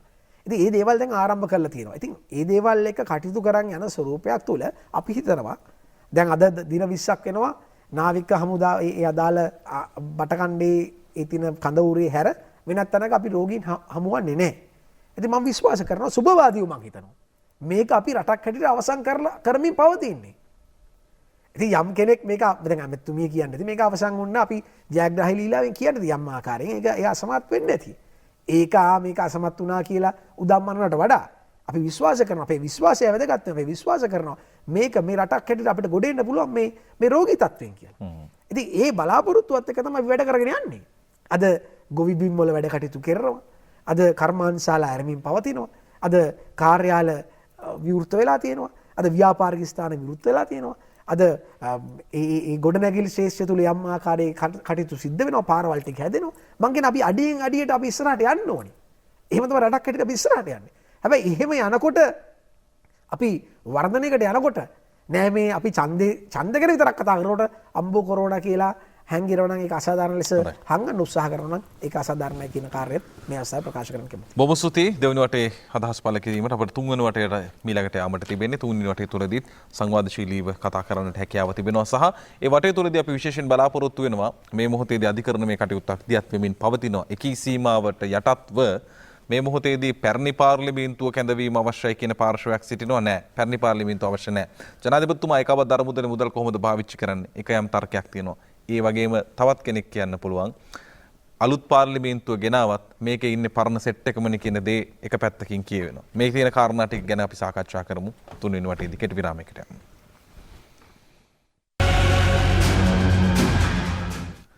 කරටකර දේශපාලන සංවාදයේ තුන්වන සංවාදශීලී වටයයි ආරම්භ කරන්නේ. අද දවසේදී ශ්‍රී ලංකා පොදුජන පෙරමුණ වෙනුවෙන් කොළඹ දිස්ත්‍රික් අපේක්ෂක නීතිඥ ප්‍රේමනාත් දොළවත්ත මහතාත් ඒ වගේම ජාතික ජනබලවේගය වෙනුවෙන් අනුරාධපුර දිස්ත්‍රික් අපේක්ෂක වසන්ත සමරසිංහ මහතා සහභාගී වෙන්නේ. අප දැන් අවධානය යොමු කරමු අප පෙර කියූ පරිද්දෙන්ම. වසන්ත සමරසිංහ මහත්මයා ඔබතුමාලට පාර්ලිමේන්තුව යලි කැඳවා ගන්න උත්සාහය තියෙන්නේ මේ රටේ ව්‍යවස්ථාව ආරක්ෂා කළ යුතුයි. ජනාධිපතිතුමා යම් විදිහකින් මුදල් බලතල සම්බන්ධයෙන් වැරදි තීරණයකට යාවී කියන උපරිම සද්භාවය නිසාද මේ පාර්ලිමේන්තුව කැඳවන්න කියන ඉල්ලීම කරන්නේ? චාමරපං ඔයාගේ ප්‍රශ්නෙට උත්තර දීලා මම නම් මට හිතෙන්නේ හොඳයි කියලා. මොකද ඔබ ප්‍රශ්නේ අහුවේ අනිත් පැත්තෙන් ඇහුවා නම් අපි හරි. ඔයා පැත්ත අපේ පැත්ත නෙමෙයි. ඒ කියන්නේ අපි පාර්ලිමේන්තුව කැඳවන්න කියලා නෙමෙයි කිව්වේ කොයි වෙලාවෙවත්. අපි කිව්වේ නෑ පාර්ලිමේන්තුව කැඳවන්න කියලා. කිව්ව පුළුවන් නම් පෙන්වන්න කියන්න. අපි කිව්වේ දැන් ප්‍රශ්නයක් මතුවලා තිනවා ව්‍යවස්ථාවේ. ඒ ව්‍යවස්ථාවේ ප්‍රශ්නේ තමයි මාර්තු 2 සිට ජූනි 2 දක්වා මාස 3 ඇතුලේ පාර්ලිමේන්තුව ඉස්සරවලා මාස 3ක් ඇතුළත මැතිවරණයක් තියලා පාර්ලිමේන්තුවක් කැඳවන්න ඕනේ. ඒ කැඳවන පාර්ලිමේන්තුව කැඳවන්න දින නියම කරලා තිබුණා. මැයි මාසේ 14 ජනාධිපතිවරයා දින නියම කරලා තිබුණානේ. එතකොට ඒ අනුව මැතිවරණ තිබෙන්නේ නැහැ. ඒ අනුව පාර්ලිමේන්තුවේ මුදල් වෙන් කිරීම පිළිබඳ ප්‍රශ්නයක් තියෙනවා. අප්‍රේල් 30 දක්වා තමයි මුදල් වෙන් කරලා තියෙන්නේ. මැතිවරණේ තිබුණා නම් ඒ අදාළ කාලයට අදාළවත් ඊට පස්සේ මේක තහතිකරණය යන්න තිබුණා. දොළොත් මත ප්‍රශ්නයක් අහන්න පුළුවන් නම් එතකොට අපේ ප්‍රශ්නේ යොමු කරේම අපි දැන් ව්‍යවස්ථාවේ ප්‍රශ්නයක් මතුවලා තියෙනවා. ඒ මොකද්ද? මැතිවරණේ નિયમિત කාලයට තියන්න බැරි වෙලා තියෙනවා. ජනාධිපතිවරයාගේ ගැසට් නිවේදනය වළංගුභාවයක් තියෙනවද? පාර්ලිමේන්තුව කැඳවන්න බැරි වෙනවා. දැන් දින නියම කරලා තියෙන ආකාරයට මේක විසඳන්න ජනාධිපතිවරයාට පුළුවන් අධිකරණයෙන් අර්ථ විග්‍රහයක් ගන්න. ශ්‍රේෂ්ඨාධිකරණය තමයි අපේ රටේ ආණ්ඩුක්‍රම ව්‍යවස්ථාව විග්‍රහ කරන්නේ. ක්‍රම දෙකයි. එක්කෝ ජනාධිපතිවරයාට අධිකරණයෙන් අහලා මේක කරන්න පුළුවන්. එහෙම නැත්නම් පාර්ලිමේන්තුව නැවත කැඳවලා මේකට අවශ්‍ය ප්‍රතිපාදන සකස් කරගන්න පුළුවන්. මොකද අපේ රටේ ව්‍යවස්ථාව අනුව රටේ මූලික නීතිය අනුව රටේ සම්පූර්ණ මූල්‍ය බලය තියෙන පාර්ලිමේන්තුවට. ආණ්ඩුක්‍රම ව්‍යවස්ථාව 150 සිට 144 සිට මේ පිළිබඳව විග්‍රහ කරලා තියෙනවා.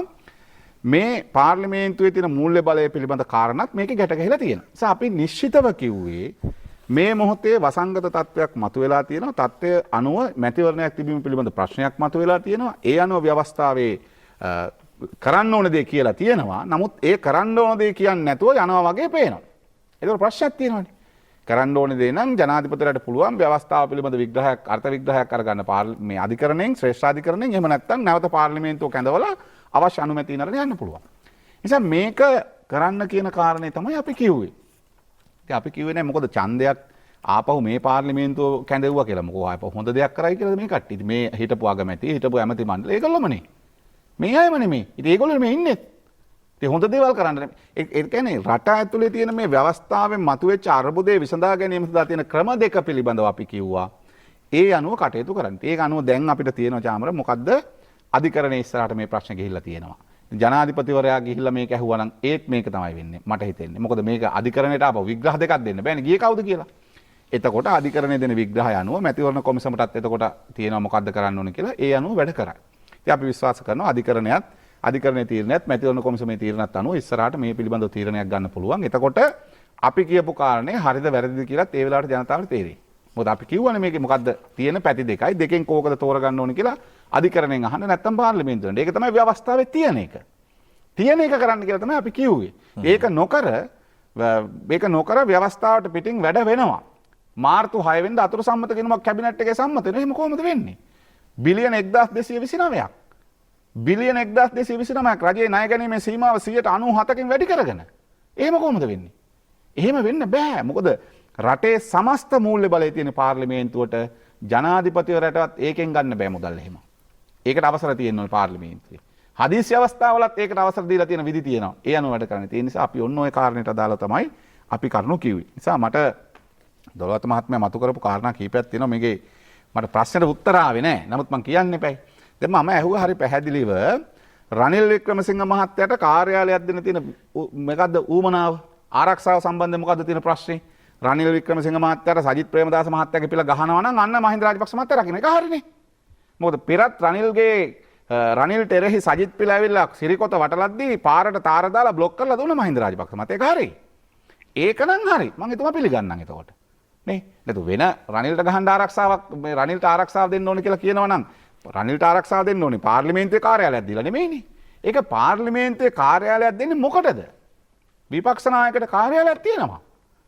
ඒක මෙතුමා දන්නේ නැත්නම් මම දන්නවා ඒක තියෙනවා පාර්ලිමේන්තුවේ විපක්ෂ නායකට කාර්යාලයක්. ඒ ආණ්ඩු පක්ෂයේ ප්‍රධාන සංවිධායකට තියෙනවා. විපක්ෂයේ ප්‍රධාන ඒකයි පාර්ලිමේන්තු නිල දේවල්. පක්ෂ නායකයන්ට කාර්යාල දෙන්න කියලා කොහෙවත් පාර්ලිමේන්තුවේ නැහැ. ඒක නිසා මේ දෙන්නේ ඇයි? එතකොට ඒක මේ රජයේ දේවල් අවභාවිතා කිරීම. ඉතින් කොහොමද දෙන්නේ? ඉතින් අය ඔබතුමාලා ගිහිල්ලා පැමිණිල්ලක් දාන්න. ඉතින් පැමිණිල්ලක් දාන්න අපි කිව්වනේ. දැන් පාර්ලිමේන්තුව විසිරෙව්වා. ඔබතුමා පහුගිය කාලේ පැමිණිලි කීයක් දැම්මද රාජ්‍ය නෑ රාජ්‍ය දේපල අවභාවිතාව සම්බන්ධ පැමිණිලි ඔබතුමා හොඳ තැනකට ආවේ. හොඳ තැනකට ආවේ. ඒකනේ. මම දාපු පැමිණිලි නම් කොච්චර තියෙනවද? අපි දැම්මා පැමිණිලි ඇති තරම්. ඒ ආණ්ඩුවක් දැම්මා. ඔබතුමා කෙනේ යහපාලන ආණ්ඩුවක් දැම්මා. ඔබතුමාලගේ දැන් ඉන්න කට්ටියටත් දැම්මා ඒගොල්ලන්ටත් දැම්මා. ඇයි මේ කාර්යාල දෙන්නේ? කාර්යාල දෙන්නේ අර එතුමා කියපු වැඩේට මහ බැංකුව කඩලා හොරා කාලා මාට් වල ඉන්න මිනිස්සු රකින්න කාර්යාල දෙන්නේ. නඩු අහන්න නෙමෙයි. රනිල්ල රකින්න. ඒකට කාර්යාල දුන්නේ. අය නැතුව මේක පහුගිය කාලේ රනිල් පිළ රාජපක්ෂ පවුලම රැක්කා. ඒකට උදව් කරන්න එපැයි. එතකොට හරි. ඒකට එරෙහිව වෙනවා නම් වෙන කවුරු හරි සජිත් පිළෙන් මේකෙන් කියන්නේ. ගිහලා පැමිණිල්ලක් දාන්න. ඉතින් අපි දාපු දොළවත්ත මහත්තයෝ පැමිණිලි නෑ දැන් පාර්ලිමේන්තුව විසිරෙව්වට පස්සේ දැන් ප්‍රශ්න දෙවෙනිදා මම ප්‍රශ්නයක් අහන්න ඔබතුමා. ඔව් කියන්නකෝ. ඔබතුමා දැන් ඔය රනිල් වික්‍රමසිංහ මහත්තයාට ඔක ලැබුණ එක වැරදි කියලා කියවනේ. ඔව්. ඔබතුමා ගිහිල්ලා ඕක ගැන පැමිණිල්ලක් කරලා ඒ ක්‍රියාවලිය ආරම්භ කරන්නකෝ. ඔබතුමා මම යෝජනා කරනවා ඔබතුමාලා දැන් ඔබතුමා මං අහ ප්‍රශ්නයක නෙමෙයිනේ. දැන් ඔබතුමා කියන්න ගත්තා මම ඇහුවේ මම දැන් පැමිණිල්ලක් දාන එක ගැන නෙමෙයි. ඔබතුමා මං ඇහුවේ ඒක ඔබතුමා කිව්වේ මොකද්ද? නෑ ඔබතුමා කිව්වේ මොකද්ද? නෑ අවශ්‍ය දේ අපි කරමුකෝ. හරි අවශ්‍ය දේ කරමු. ඔබතුමා කිව්වේ ඔබතුමා තමයි අර මේ මැකට එහෙම නඩු දාන්න ගියේ කියලා. එහෙනම් ඔබතුමා ඒ පක්ෂෙන් නම් කියන්න බෑ වැරදි වැඩේ නවත්තනවා කියලා. එහෙම කියන්නේ නෑනේ. මම ඔබතුමාගෙන් ඇහුවේ ඕක නෙමෙයිනේ. ඔබතුමා මොකද්ද කිව්වේ? මේ තර්ජන තියෙනවා. අපි පරිගන්නේ තර්ජන වලින් බේරගන්න රනිල්ව බේරගන්න තමයි කාර්යාලයක් දුන්නේ. ඕම් ඔබතුමාගේ උත්තරේ. නේ රනිල් වික්‍රමසිංහලා සජිත් ප්‍රේමදාසලා බේරන්නේ වෙන මොකටවත් නෙමෙයි. මහා බැංකුව බැඳුම් කර වංචාවට හිරේ යන්න ඉන්න මිනිස්සු හෙටානෙද්දා රවි කරුණානායකටත් මෙතුමන්ලා දෙන ඔෆිස් එක. ඒ අයට ලැබිය යුතු නේ රවි කරුණානායකටත් ඔබතුමාලා දෙන. එතකොටත් ඔබතුමාලා කියයි. ඇයි රවියටත් විරුද්ධව දාන්නක පැමිණිලි කියලා. දාපුවා තියෙනවා මේ දැම්ම කියලා කියන එක නිසාම. කරන්නේ නැහැ. ඔබතුමාගේ සහසම්මතිය වැඩි. නෑ සම්බන්ධේ මොකද්ද කියලා මට වඩා ඔබතුමා දන්නවා. මොකද ඔබතුමා වාටියේ තියලා තියෙන යෝජනා ඔබතුමාලට ක්‍රියාත්මක කරන්න බැරිද? රනිල් වික්‍රමසිංහ මහත්තයා කාර්යාලයේ දීපකට විරුද්ධව දැන් මාර්තු 2 වෙනකොට පාර්ලිමේන්තුව විසිරෙව්වනේ. පාර්ලිමේන්තුව දවස් 4යි කැඳුවේ මාස දෙකටම. දවස් 4යි. මාසෙට දවස් 8ක් කැඳවන්න ඕනේ පාර්ලිමේන්තුව දවස් 4යි කැඳුවේ. ඇයි? පාර්ලිමේන්තුවත් නොකැඳවන්නේ මේගොල්ලෝ ගියේ. ප්‍රශ්නේ තියෙන එතන. ඒ ප්‍රශ්නේ නෙමෙයිනේ. දැන් මූල්‍ය අවභාවිතාවක්, රාජ්‍ය දේපල අවභාවිතාවක් කියලා දැන දෙන්නේ ඇයි? ඔබතුමා කියන්නේ. ඒක තමයි දෙන්නේ. මොකටද? රනිල් රකින්නේ ඇයි? ඔබතුමා ගිහිල්ලා රනිල් රකින්නේ ඇයි? පහුගිය ආණ්ඩුවේ රනිල් විසින් රාජපක්ෂ පවුල රැක්කා. රාජපක්ෂ පවුල දැන් රනිල්ව රකින්න ඕනේ. සජිත්ලා ගැහුවොත් අල්ලන්න නෑ. සජිත්ලත් රකින්නවා. ඕකනේ මේ කරන්නේ. ඒකනේ මේ කියන්නේ. ඒ නිසා මේ කාරණේ ඇතුලේ තියෙන වෙන කිසිවක් නෙමෙයි. ඒගොල්ලෝ මේගොල්ලෝ රකින්නවා, මේගොල්ලෝ ඒගොල්ලෝ රකින්නවා, මේගොල්ලෝ ඒ දෙගොල්ලොම රකින්නවා. ඒකයි මේ කරන්නේ.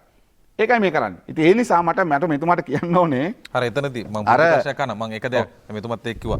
ඉතින් මේ හැම දෙයකටම විරුද්ධව ජනතාව වෙනුවෙන් කතා කරන ඔබතුමාලටයි 103ක් විතරක් සීමා වෙන්නේ. ප්‍රශ්නේ 103 මට පිටුනේ මෙතුමාට 197ක් වගේ පෙන්ලා තිබුණේ. එතුමා කියපු තරමක් මේ 103 වෙන ප්‍රශ්නයක් වෙලා තිබුණේ. ඉතින් අපි 103ක් තියන් මේ කරන දේවල් 150 ගණක් තියන මෙතුමන්ලා කරා නම් රට මේට වඩා හොඳ වෙන්න එපා. අපි දීපු මාස්ක්, අපි දීපු ඇඳුම්, අපි දාපු විස බීජ හරණය කිරීම, අපි හදපු ගොඩනැගිලි ඕන නැති වෙන්න එපා. ඒවා නොකර හිටියානේ. ප්‍රශ්නේ තියෙන්නේ එතන නෙමෙයි. අපේ රටේ මිනිස්සු ඡන්දෙ දෙන්නේ අපේ රටේ මිනිස්සු ඡන්දෙ දෙන්න පුරුදු කරලා තියෙන්නේ අර ඊයේ මාලිගාවත් සිද්ධ වෙන සිද්ධිය දැක්කනේ. මිනිස්සු අසරණ වෙලා පීඩාවටපත් වෙලා ඉද්දි ජීවිත ගැන නොහිතා දෙන දේ ගන්න පොරකන සමාජයක් හදලා තියෙන්නේ. අවුරුදු 72ක් මේ රට හදලා මෙතුමා කියවනේ දැන් පවුල් ලක්ෂ 72කට දුන්නා කියලා. ගාන වැරදි. නමුත් මම මෙතුමා කියපු නිසා කියන්නේ. මෙතුමාට 10000ක් මන්ත්‍රීවරු ඉන්නවා කිව්වේ. නෑ ඔක්කොම ඉන්නේ 8357 පළාත් පාලන ආයතන වල මන්ත්‍රීවරු. හොඳ. ඒක හදනකොට තිබිච්ච ගානටත් වඩා 200 ගානක් වැඩි වුණා. මේ 8357යි ඉන්නේ. නිසා දැන් 72 ලක්ෂයක් පවුල් නෑ අපේ රටේ. පුද්ගලයන්ටත් දෙන්න පුළුවන්. හැබැයි ආණ්ඩුවම කිව්වා මිලියන 12755යි පළවෙනි වටේ දුන්නේ කියලා. පවුල් ගන්න මම පවුල් කියලා කිව්වේ ලක්ෂ 57 බොරු කියන්න එපා. නෑ පවුල් ලක්ෂ 57යි ඔබතුමා කිව්වා පවුල් ලක්ෂ 57 72කට ලක්ෂ 70කට දුන්නා. ඒ කියන්නේ අනුපවුල් ඉන්නවා. අනුපවුල් සහිත. ඔබතුමා හිතන්නේ නෑ අනුපවුලුත් එක්ක අපේ රටේ තියෙන්නේ පවුල් ලක්ෂ 61යි. නෑ ඔබතුමා ඔය කියන කාණෙන් පුළුවන් එක පවුලක දෙන්නෙක් ඉන්න පුළුවන් අවස්ථා තියෙනවා. මං කියන්නේ ඒක නෙමෙයි. අම්මයි තාත්තයි නෑ මං කියන්නේ ඒක නෙමෙයි. ඔබතුමා 72 ලක්ෂෙම කියමුකෝ. හැබැයි ආණ්ඩුවම කියනවා ආණ්ඩුව පහුගිය දවස්වල දැන් මම මිලියන 12750ක් දුන්නා පළවෙනි වටේ කියලා. මිලියන 12750ක් දුන්නා පළවෙනි වටේ කියලා. පවුල් 72 ලක්ෂයක් දුන්නු මිලියන 3600ක් දෙන්න ඕනේ. 36000ක් දෙන්න ඕනේ. පොඩි ගාණක් නෙමෙයි. මම මේ කියන්නේ ගණන් ප්‍රශ්නේ නෙමෙයි. 5000 නෙමෙයි මන්ත්‍රීතුමා 10000ක් විතර දෙන්න ඕනේ. මේ වෙලාවේ මිනිස්සුන්ට අමාරුයි. ඒක හරි. අපේ රටේ ඡන්දදායක මොඩයි කියලා. අපේ රටේ මිනිස්සුන්ට 5000 වෙනුවට 10000ක් දෙන්න ඕනේ වෙන මොකුත් නිසා නෙමෙයි. දැන් මෙතුමා කියවනේ මේ රස්සා නැති වෙන්නේ නැහැ කියලා. ඔබතුමා කම්කරු දෙපාර්තමේන්තුවේ ඔබතුමා කියන අපේ රටේ ඡන්දදායක මොඩයි කියලා. මොන නිසාද ඔබතුමා ප්‍රශ්නයක් අහන්නේ? නෑ ඔබතුමා දැන් කිව්වේ මේ අපේ මිනිස්සු පුරුදු වෙලා තියෙන මොකක්ද ඒ කතාවක් කියන්නේ මම කියහුවා. ඡන්දදායකයෝ මොඩයි නෙමෙයි. මොඩයි නෙමෙයි ඒකට කියන්නේ මන්ත්‍රීතුමා. අපේ රටේ ඡන්දදායකයන්ට උගන්වලා තියෙන බාගෙට. මම මන්ත්‍රී ආවුතුමා මම හිතුවේ මේ නගර සභාවේ ඉන්නවා කියලා. සමාවෙන්න මට මං හිතුවේ ඔබතුමා නගර සභාවේ ඉන්නවා කියලා. ඔබතුමා නගර සභාවට ඉල්ලපු නිසා. හරිද? ඔබතුමා නගර සභාවට ඉල්ලපු නිසා මං හිතන්නේ ඒ නිසා. පහුගිය කාලේ පහුගිය අවුරුදු 10 තුලම ක්‍රියාකාරී එතකොට දොළවත්ත මහත්මයා කියපු විදිහට අපේ රටේ මිනිස්සුන්ට උගන්වලා තියෙන බාගෙට හරියට ඉගෙනුවා නම් මේක ප්‍රශ්නයක් වෙන්නේ නැහැ. ඒ බාගෙට උගන්වන්නේ වෙන මොකොත් නිසා නෙමෙයිනේ. අර ඊයේ පෙරේද අපි දැක්කනේ අර ක්‍රිකට් ක්‍රීඩාංගණයක් හදන්න ගිහිලා අලකලංචියක් කරගත්ත හැටි. ආණ්ඩුව අපේ රටේ ක්‍රිකට් ක්‍රීඩකයෝ ඇවිල්ලා අගමැතිවරයා හම්බෙලා කිව්වා අනේ මේ අපරාධ කරන්න එපා කියලා. හැබැයි ඊට කලින් මහේලට රොෂාන් මහානාමට දිග හරහට දෙනවර මඩ බලකාය. ඇයි මේ ක්‍රිකට් ගමුන්ගේ පවුල් වල විස්තරයි අරුවයි මෙව්වයි කීකේ අම්බානක ගහනවා. ඒ මිනිස්සු මේ වැදගත් මිනිස්සු හැටියට සෙල්ලම් කරා තමන්ගේ දන්න දේ දැනුම රටට දෙන්න උත්සාහ කරනවා. ඒ ඇතුළේ ඇවිල්ලා කිව්වා මේ ක්‍රිකට් හදන්න කලින් මිනිස්සු හදන්න ඕනේ. ක්‍රිකට් හදන්න ඇති තරම් තියෙන අපිට සංවර්ධනය කරන්න ඕනේ තියෙනවා. කොළඹ පිට්ටනිය හදන්න මේ වෙලාවේ සල්ලි දාන්න එක තේරුමක් නැහැ කිව්වා. හැබැයි ආණ්ඩුව කිව්වා නෑ මේ අපි ICC එකෙන් සල්ලි එනවා ඒක නිසා පිට්ටනියක්මයි හදන්න ඕනේ කියලා මෙතුමාලා කර ගම්මන්පිල මහත්තයා කිව්වා. ICC එකෙන් එහෙම එකක් දන්නෙත් නැහැ කිව්වා ICC එක ඊට පස්සේ. මං කිව්වේ දැන් ඌමනා දේ කරන එක වෙනුවට වෙනස් දේවල් කරලා ජනතාවට ඒක පොවන්න තමයි හදන්නේ. ඒ වෙනුවෙන් පහුගිය මැතිවරණ කාලේ පුරාවටම ක්‍රියාත්මක වෙච්ච ඔය සමාජ ජාලාවල ක්‍රියාත්මක වෙච්ච සමාජ කණ්ඩායම් බලවේගත් දැන් අඩපණ වෙලා ඉන්නේ. ඒක මේගොල්ලෝ දන්නවා. ආණ්ඩුව දන්නවා මේ පිරිස් අඩපණ වෙලා අතෘප්තියටපත් වෙලා ක්‍රියාමාර්ග පිළිබඳ අසතුටෙන් ඉන්නේ. මොකද පහුවදාම හිරේ දානවා කියපු දැන් රවි කරුණානායකනේ ආණ්ඩුවට උපදෙස් දෙන්නේ. පහුවදාම හිරේ දානවා කියපු රවි කරුණානායක අර හොයාගන්න බැරි වෙච්ච රවි කරුණානායක දැන් ආණ්ඩුවට උපදෙස් දෙනවා කොහොමද මේක වැඩේ කරන්න කියලා. අවසන් කරමු. ඉතින් එතකොට ඒ අතෘප්තිමත් වෙච්ච කණ්ඩායම ආණ්ඩුව පිළිබඳව කතා නොකර ඉද්දී දැන් අර මෙතුමා කිව්වා වගේම ජවිපෙට ගහන්නම වෙනම මඩ බලකායක් හදන රාජපක්ෂ මහත්තයාගේ යුනිෆෝම් එකම දාලා. ඒ මඩ බලකායේ වැඩේම තමයි ජවිපෙට ගහන එක. ජවිපෙට ගහන එක. ඉතින් ඒ නිසා අපි කියන්න ඕනේ අපේ රටේ දේශපාලනය කරන එක කාටවත් නවත්තන්න බෑ. හැබැයි අපි කතා කරන දේශපාලනේ නිවැරදි සහ ප්‍රතිපත්ති වලින් අපි කතා කරනවා. වැරද්දට වැරදි කියලා කියනවා. හොරකමට අපි විරුද්ධයි. ඒ නිසා ඔබතුමාලගේ 10000ක් හිටියත් වැඩක් නැහැ. ඒ 10000 අඩුම ගන්න එක පඩියක් දීලා ජනතාව වෙනුවෙන් වැඩ කරේ නැහැ. 400ක් ඉන්න මිනිස්සු 480ක් ඉන්න මිනිස්සු තමන්ගේ පඩිය පරිත්‍යාග කරලා ජනතාව වෙනුවෙන් කරපු වැඩ තමයි රතුතරුවෙන් කිව්වේ. රතුතරුවෙන් වැඩ කරේ එහෙම. හැබැයි 100% ගණන් හිටියට 10 ගුණයක් മന്ത്രിවරු හිටියට මොනවද කරේ? එහෙම දේවල් කරලා නැහැ. ඒ නිසා අපි කියන්න ඕනේ රටේ රස්සා නැති වෙලා තියෙන ඔබතුමා බලාගන්න යන්න කම්කරු දෙපාර්තමේන්තුව ඉස්සරහට. මේ වෙනකොට ඇඟලුම් කර්මාන්ත ශේෂ්ත්‍රයේ හෝටල් ශේෂ්ත්‍රයේ පෞද්ගලිකාංශයේ කර්මාන්ත ශාලාවල මාස 6ට අඩු අවුරුද්දට අඩු අනියම් කොන්ත්‍රාත් තාවකාලික සේවකයෝ ලක්ෂ 3කට ආසන පිරිසක රැකියාව නැති වෙලා තියෙනවා. ලක්ෂ 3කට ආසන පිරිසක රැකියාව නැති වෙලා තියෙනවා. හැබැයි ආණ්ඩුව ඒ අයගේ රැකියාව නැතිවීමට අදාළව ගත්ත ක්‍රියාමාර්ගයකුත් නැහැ. මේ ව්‍යසන තත්වයක් හමු මේ මිනිසුන්ට ජීවත් වීම සඳහා ආරක්ෂිත ක්‍රියාමාර්ගයක් ගන්න සේෆ්ටි net එකක් නැත්නම් සෝෂල් සිකියුරිටි ෆන්ඩ් එකක් හදා ගන්නවත් අපි අසමත් වෙලා තියෙනවා මේ අවුරුදු 72ක් ඇතුලේ.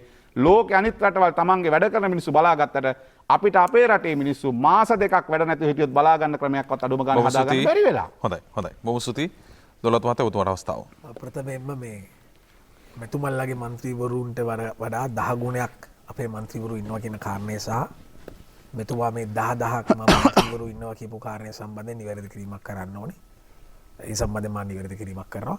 මෙතුමාලගේ മന്ത്രിවරු ප්‍රමාණයට වඩා 10 ගුණයක මන්ත්‍රීවරු බොහෝට්ටුවට හා සම්බන්ධ බොහෝට්ටුවට අදාළ මන්ත්‍රීවරු සිටිනවා. ඒ අනුව මම හිතනවා ඔබතුමා ඒ තත්ත්වය නිවැරදි කරගනී කියන කාරණේ. ඒකම ප්‍රශ්නයක් තිබුණේ මට ඌමනා වුණේ ඔබතුමා 10000ක් කිව්වා මං කිව්වේ 10000 නෙමෙයි මම කිව්වා ඒක මම 10 ගුණ ඔබතුමාලගේ මන්ත්‍රීවරුන්ට වැඩිය 10 ගුණයක් ඒක මම පිළිගන්නවා. ඒ තුල යම් ආකාරයේ එහෙම ව්‍යාජ කියලා පිළිගන්නම් ගැටලුවක් තියෙනවා නම් ඒ සම්බන්ධයෙන් නිවැරදි කිරීමක් තමයි මම මේ වෙලාවේ කරන්නේ. ඒකම මොකද අපි මේ ගණන් එක්ක හැප්පෙන එකට වඩා අපි මේක සංවාදශීලීව මොකද මම වඩා කැමති මේක බුද්ධිමය වශයෙන් ගෙන යන්න ඒ නිසා තමයි මම මේක වඩා ඉක්මනින් නිවැරදි කරේ. ඒකම ද ෆිනන්ස් සමාගම සම්බන්ධයෙන් යම් ආකාරයේ ගැටලුවක් ඇති වෙලා තියෙනවා නම් විශේෂයෙන්ම දැන් අපි උතර තමයි කියන්නේ අර නිලධාරීවාදයේ සහ දේශපාලන නායකත්වයේ අතර සහ සම්බන්ධයක් හැම වෙලෙම තිබිය යුතුයි කියන කාරණය සම්බන්ධයෙන් අවබෝධයක් තිබිය යුතුයි කියන කාරණේ සම්බන්ධයෙන් අර 5000 බෙදනකොට නිලධාරීත් එක්ක ගමේ මිනිසුන්ගේ හදගැස්ම දන්න മന്ത്രിවරයව ගන්න ඕනේ කියන කාරණේ කීම සම්බන්ධයෙන් අපි ප්‍රකාශ කරන්නේ අද ද ෆිනන්ස් කම්පැනියට අදාළව ඒ අහිංසක ජනතාවට යම් ආකාරයක ගැටලුවක් ඇති වෙලා තියෙනවා ඒ සම්බන්ධයෙන් මුදල් අමාත්‍යවරයා ගරු අග්‍රාමාත්‍ය මහින්ද රාජපක්ෂ මහත්මයා පාදාවන් නෙමෙයි ඔබතුමා දන්නේ නැද්ද ඒක වහලා කියලා මම ඇත්තටම අද දිනේද මම දන්නේ නැහැ. දැන් අද ඊයේ තීරණයක් කරා ඔබතුමා කියනකම් මම දන්නේ නැහැ. ඊයේ තීරණයක් කරගෙන අද බ්‍රාන්ච් ඔක්කොම වැහුවා. ඒ සම්බන්ධයෙන් ගරු අග්‍රාමාත්‍යතුමාත් එක්ක ඒකම ගරු ජනාධිපතිතුමාත් එක්ක අවශ්‍ය කාර්ය සම්බන්ධයෙන් සාකච්ඡා කිරීමේ කටයුතු ඒ ජනතාව වෙනුවෙන් යම් සහනයක් ලබා දීමේ කටයුතු සම්බන්ධයෙන් අග්‍රාමාත්‍යතුමාගේ මාධ්‍ය ප්‍රකාශකවරයා හැටියට ඒ සම්බන්ධයෙන් අවශ්‍ය කටයුතු කරන්න මේ අවස්ථාවේ අපි පොරොන්දු වෙනවා. ඒකම විශේෂයෙන්ම කියන්න ඕනේ රනිල් වික්‍රමසිංහ මහත්තයාව මේ කාමරයක් දීලා ආරක්ෂා කරන්න මේ ආණ්ඩුවට අවශ්‍යතාවයක් නැහැ. නමුත් මේ රටේ සජිත් ප්‍රේමදාස මහත්තයා රනිල් වික්‍රමසිංහ මහත්තයා ආර් සම්බන්ධන් මහත්තයා කියන්නේ මේ රටේ නායකයෝ. ඉතින් ඒ අයට යම් ආකාරයකින් ওই කියන කාමරයක් ලැබලා තිනවා නම් ඒ වුණත් ඒක රාජ්‍ය දීපල අවභාවිතා කරලා තිනවා නම් පහුගිය කාලේ රාජපක්ෂවරුන්ට සහ යහපාලන ආණ්ඩුවට විරුද්ධව මත දාරපු මිනිසුන්ට ඒකාබද්ධ විපක්ෂී മന്ത്രിවරුන්ට අරන් ගිහිල්ලා පැමිණිලි දාලා අර මූල්‍ය අපරාධ විමර්ශන කොට්ටාස වලට පැමිණිලි දාපු ජනතා විමුක්ති පෙරමුණේ සමාජිකයන් පුළුවන් ඒ සම්බන්ධයෙන් පැවිල්ලක් කරන්න. විශේෂයෙන්ම කියන්න ඕනේ අර හෝමගම ඉදිවෙන්න ගිය ක්‍රීඩාංගණය සම්බන්ධයෙන් මේ ආණ්ඩුව මිනිස්සු කියන දේ කන් දෙන ආණ්ඩුවක්. යම් ආකාරයේ මේකට කවුද මේ හෝමගම ග්‍රවුන්ඩ් එක හදන්න කවුද කැබිනට් පත්‍රිකාව දැම්මේ? ඒ කැබිනට් පත්‍රිකාව දැම්මේ හරින් ප්‍රනාන්දු හිටපු අමාත්‍යවරයා. ඒ සම්බන්ධයෙන් අවශ්‍ය කටයුතු මේ ආණ්ඩුව කරගෙන ගියා. මොකද මේ ආණ්ඩුව ක්‍රීඩාව සම්බන්ධයෙන් විශාල වශයෙන් මොකද අපිට රටක් ලෝකෙ දිනන්න පුළුවන් තවත් දෙයක් තමයි ක්‍රීඩාව කියන්නේ. 1996 ලෝක ශූරයන් වෙච්ච රටකට අද වෙනකොට පහුගිය යහපාලන ආණ්ඩුව කාලේ ඒ ක්‍රිකට් ක්‍රීඩාවට වෙච්ච අවාසනාවන්ත තීරණම අපිට අප අමතක කරන්න බෑ. ඉතින් මම හිතන්නේ හැම ශේෂ්ත්‍රයකින්ම අපිට ලෝකේ මේ පුංචි රට ලෝකයේ තුල බබලන්න පුළුවන් හැකියාව තියෙන්නේ ක්‍රීඩාව තුලින්. විශේෂයෙන්ම මට මතකයි මම එක් අවස්ථාවක ජිම්නාස්ටික් කළමනාකාරයෙක් හැටියට පොදු රාජ්‍ය මණ්ඩල ක්‍රීඩා වලට යනවා. අපේ පුංචි දරුවෙක්ට හැකියාව ලැබෙනවා. ඉතාමත් අඩු පහසුකම් යටතේ මේ 12ත් මත බාධා කිරීමක් මේ ඔබතුමා දැන් මේ කියපු කාරණෙත් එක්ක දැන් ඔබතුමා කියවනේ මේ සජිත්ලා රනිල්ලා සම්බන්ධන රාජ්‍ය නායකව ආරක්ෂා කරනවා කියලා. දැන් අපි ඩීල් කියලා කියනවා ඒගොල්ලෝ රකින්නවා. මේක ඒ තියරිය තේරෙන්නේ නැහැ මට. ඇත්තටම තේරෙන්නේ නැහැ ඒකයි. ඔබතුමා ඔබ ඩීල් කියන කතාවයි ආරක්ෂා වඩු කිරීම කතාවයි කියන්නේ කාරණා දෙකක්. නෑ ඔබතුමා එහෙම කියනවා නම් ඔබතුමා දකින්න නම් මේ කියින් දෙපා. ඔබතුමාලා ඒ කාලේ කොහොමද පහුගිය කාලේ ගිහිල්ලා යහපාලන ආණ්ඩුව කාලේ ගිහිල්ලා දාපු පැමිණිලි දාලා ඔබතුමාලා කරන්නකෝ ඒක. මම කියන්නේ ඒකයි. දාපු අනුගමනයේ යහපාලනයට දාපු ඔබතුමාලා කරන්නේ. ඔබතුමාලා ගිහිල්ලා කරන්න නෑ නෑ පැහැදිලිව එක දෙයක් කියන්න. රවීටම දාපු තුනක් තියෙනවා. ඒකත් කියන්න මම ඒකට උත්තර දෙන්න ඔබතුමා කියවනේ. දැන් එතකොට මේ පැහැදිලිව කියන්න ඕනේ. ඒ නිසා මේ ක්‍රීඩාව කියන එක උඩට ගෙනාවොත් තමයි පුංචි රටක් වුණත් අපිට ලෝකෙ දිනා ගන්න පුළුවන්. ඒ හැකියාව අපේ දරුවන්ට තියෙනවා. මම දැක්කා මේ ක්‍රීඩාව වලේ අවුරුදු 40 ගානකට පස්සේ ඒ දරුවා ලෝකෙට පදක් ලබා ගත්තා. හැබැයි අපිට අවශ්‍ය පහසුකම් මේ රටේ නැහැ. හැබැයි ඒ අවශ්‍ය හැකියාව තියෙනවා. ඉතින් ඒ නිසා ආණ්ඩුවක් හැටියට ක්‍රීඩාංගණයක් ඇති කරන්න රටේ දියුණු සම්පත් දරුවන්ට ලබා දෙන්න. මොකද ක්‍රීඩාව අතින් මොකද අනාගත පරපුරට අවශ්‍ය සම්පත් ලබා දෙන්නවා කියන එක හැමදේම මේ විනාශයක් නෙමෙයි. හැබැයි ඒ සම්බන්ධයෙන් අග්‍රාමාත්‍යතුමා ජනාධිපතිතුමා ඒ අය කියන දේ කන් දෙන්න පුළුවන් තරම් එයට ඒ නිහතමානී අහුම්කම් දීමේ ස්වරූපයක් තිබ්බා. ඒ නිසා තමයි ඒ අය ගෙනල්ලා කතා කරලා ඒ සම්බන්ධයෙන් පැහැදිලි තීරණයක් අරගත්තේ නෑ ඒක අවශ්‍ය නෑ කියන කාරණේ. ඉතින් මේ අපි දන්නවා මේ අපේ රටේ අපිට රටක් හැටියට එක් දින තරඟ 30ක් තමයි ලංකාවට ලැබෙන්නේ. එතකොට 15ක් අපි විදේශ රටවල සෙල්ලම් කරනවා 15ක් අපේ රටේ සෙල්ලම් කරනවා. ටෙස්ට් තරඟ ගත්තොත් එහෙම අපිට 8ක් විතර ලැබෙන්නේ. එතකොට ඒවා අපි ලංකාවේ 4ක් විතර සෙල්ලම් කරනවා පිටරට 4ක් සෙල්ලම් කරනවා. එතකොට හැබැයි ලෝක තරඟාවලියක් පවත්වන ලෝක ටෙස්ට් තරඟාවලියක් පවත්වන තරඟනේ මේ කියන්නේ ටුවර්ස් මට හිතෙන්නේ. තරඟාවලියක් පවත්වන අපේ හැකියාවක් තරඟ සංචාර ටෙස්ට් තරඟ සංචාරය. එතකොට ඒ හැකියාවක් ලැබෙන්නේ නැහැ. ඉතින් ඒ නිසා තමයි මේ තියෙන සමහරවිට හනින් ප්‍රනාන්දු මහත්මයාත් ඒ වෙලාවෙක තීරණය කරන්න ඇති.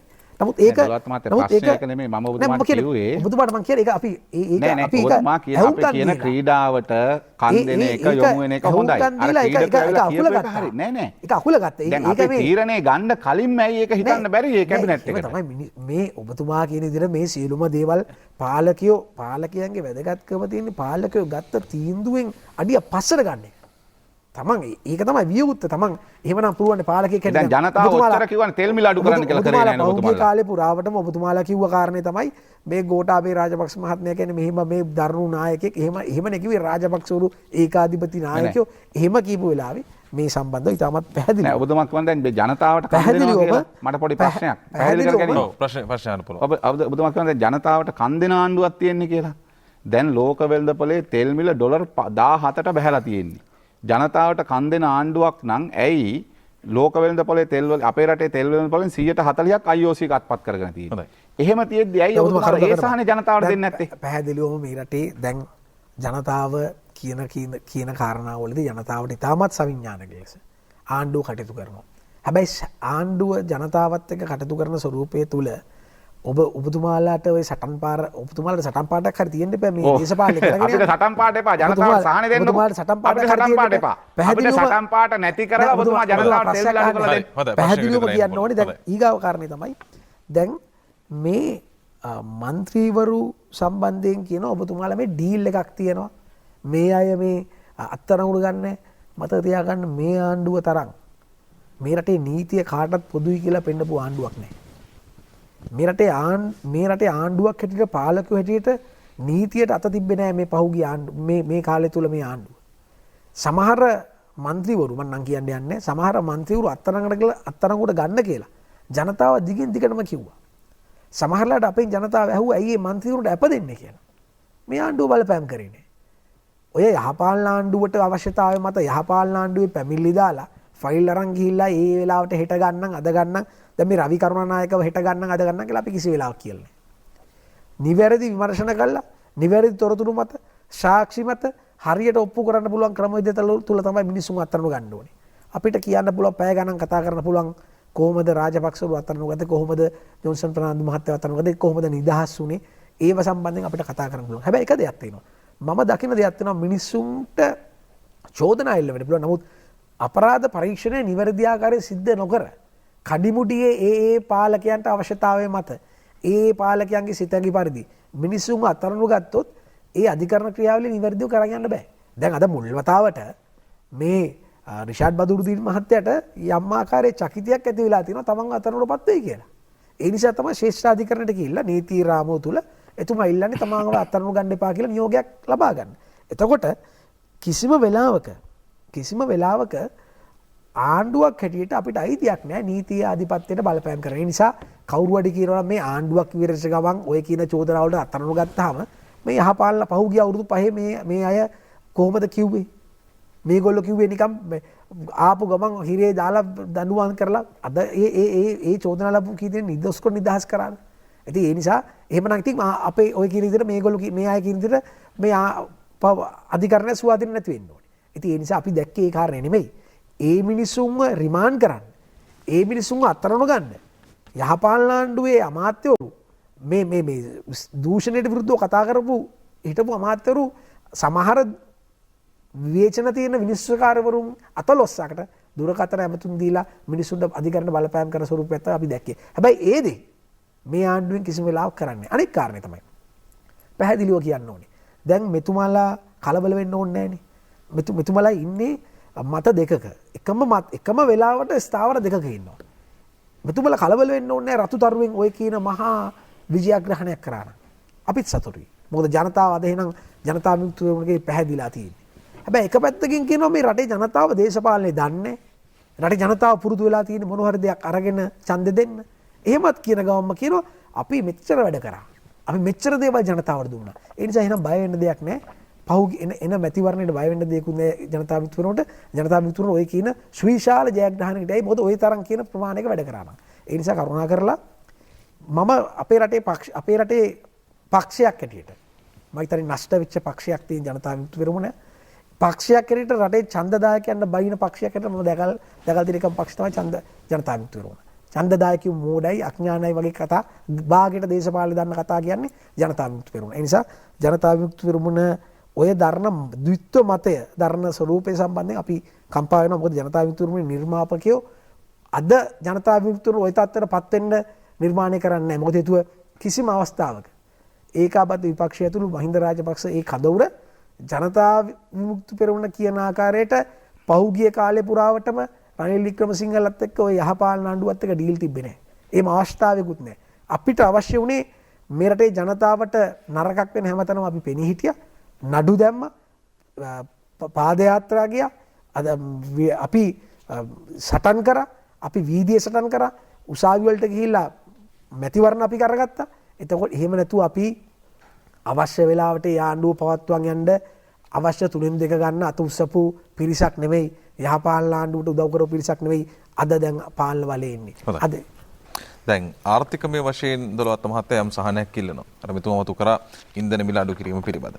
හැබැයි ඒක දැන් අඩුවීමක් සිදු වෙන්නේ නැහැ. දැන් IOC එක නම් අඩු කරලා තියෙනවා. නෑ IOC එක අඩු කරේ නෑ. අද දවසේදී වුන් ප්‍රකාශ කරලා පෙරේදා රුපියල් 5කින් වැඩි කරලා ඒක අඩු කරලා. ඒ මේ තෙල් මිල අඩු අනිත් කාරණේ දැන් පරිප්පු සැමන් ගැන කතා වුණා. ඒ වගේ ස්ථාවර මිලක් තිබුණා. දැන් ඒ දේවල් ඉවත් වුණා.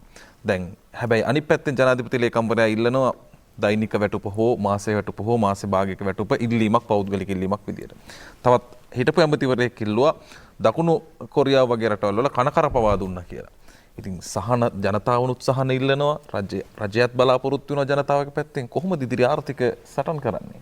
පැහැදිලිවම මේ වෙලාවේ විශේෂයෙන්ම මූලිකවම ගරු ජනාධිපතිතුමා මුල් අවස්ථාවේ ජනතාවට මේ කියන පීඩා තත්වයට වඩා එහාට ගිය තත්වයක් නිර්මාණය වෙයිද කියන කාරණේ මත සුවිශේෂී මිල පාලනයක් කරලා සැමන් සහ පරිප්පු වලට පාලක මිලක් ලබා දීමක් සිදු කරා. ඉන් අනතුරුව දැන් නිර්මාණය වෙලා තියෙන තත්ත්වය තුළ දැන් රට කෙමෙන් කෙමෙන් ඉදිරියට යනවා. විශේෂයෙන්ම ජනතාවට දිය යුතු සහන සහ ජනතාවට ලබා දිය යුතු සමාන. ඒ ලබා දිය යුතු සහන දීර්ඝ කාලයක ලබා දීලා තියෙනවා.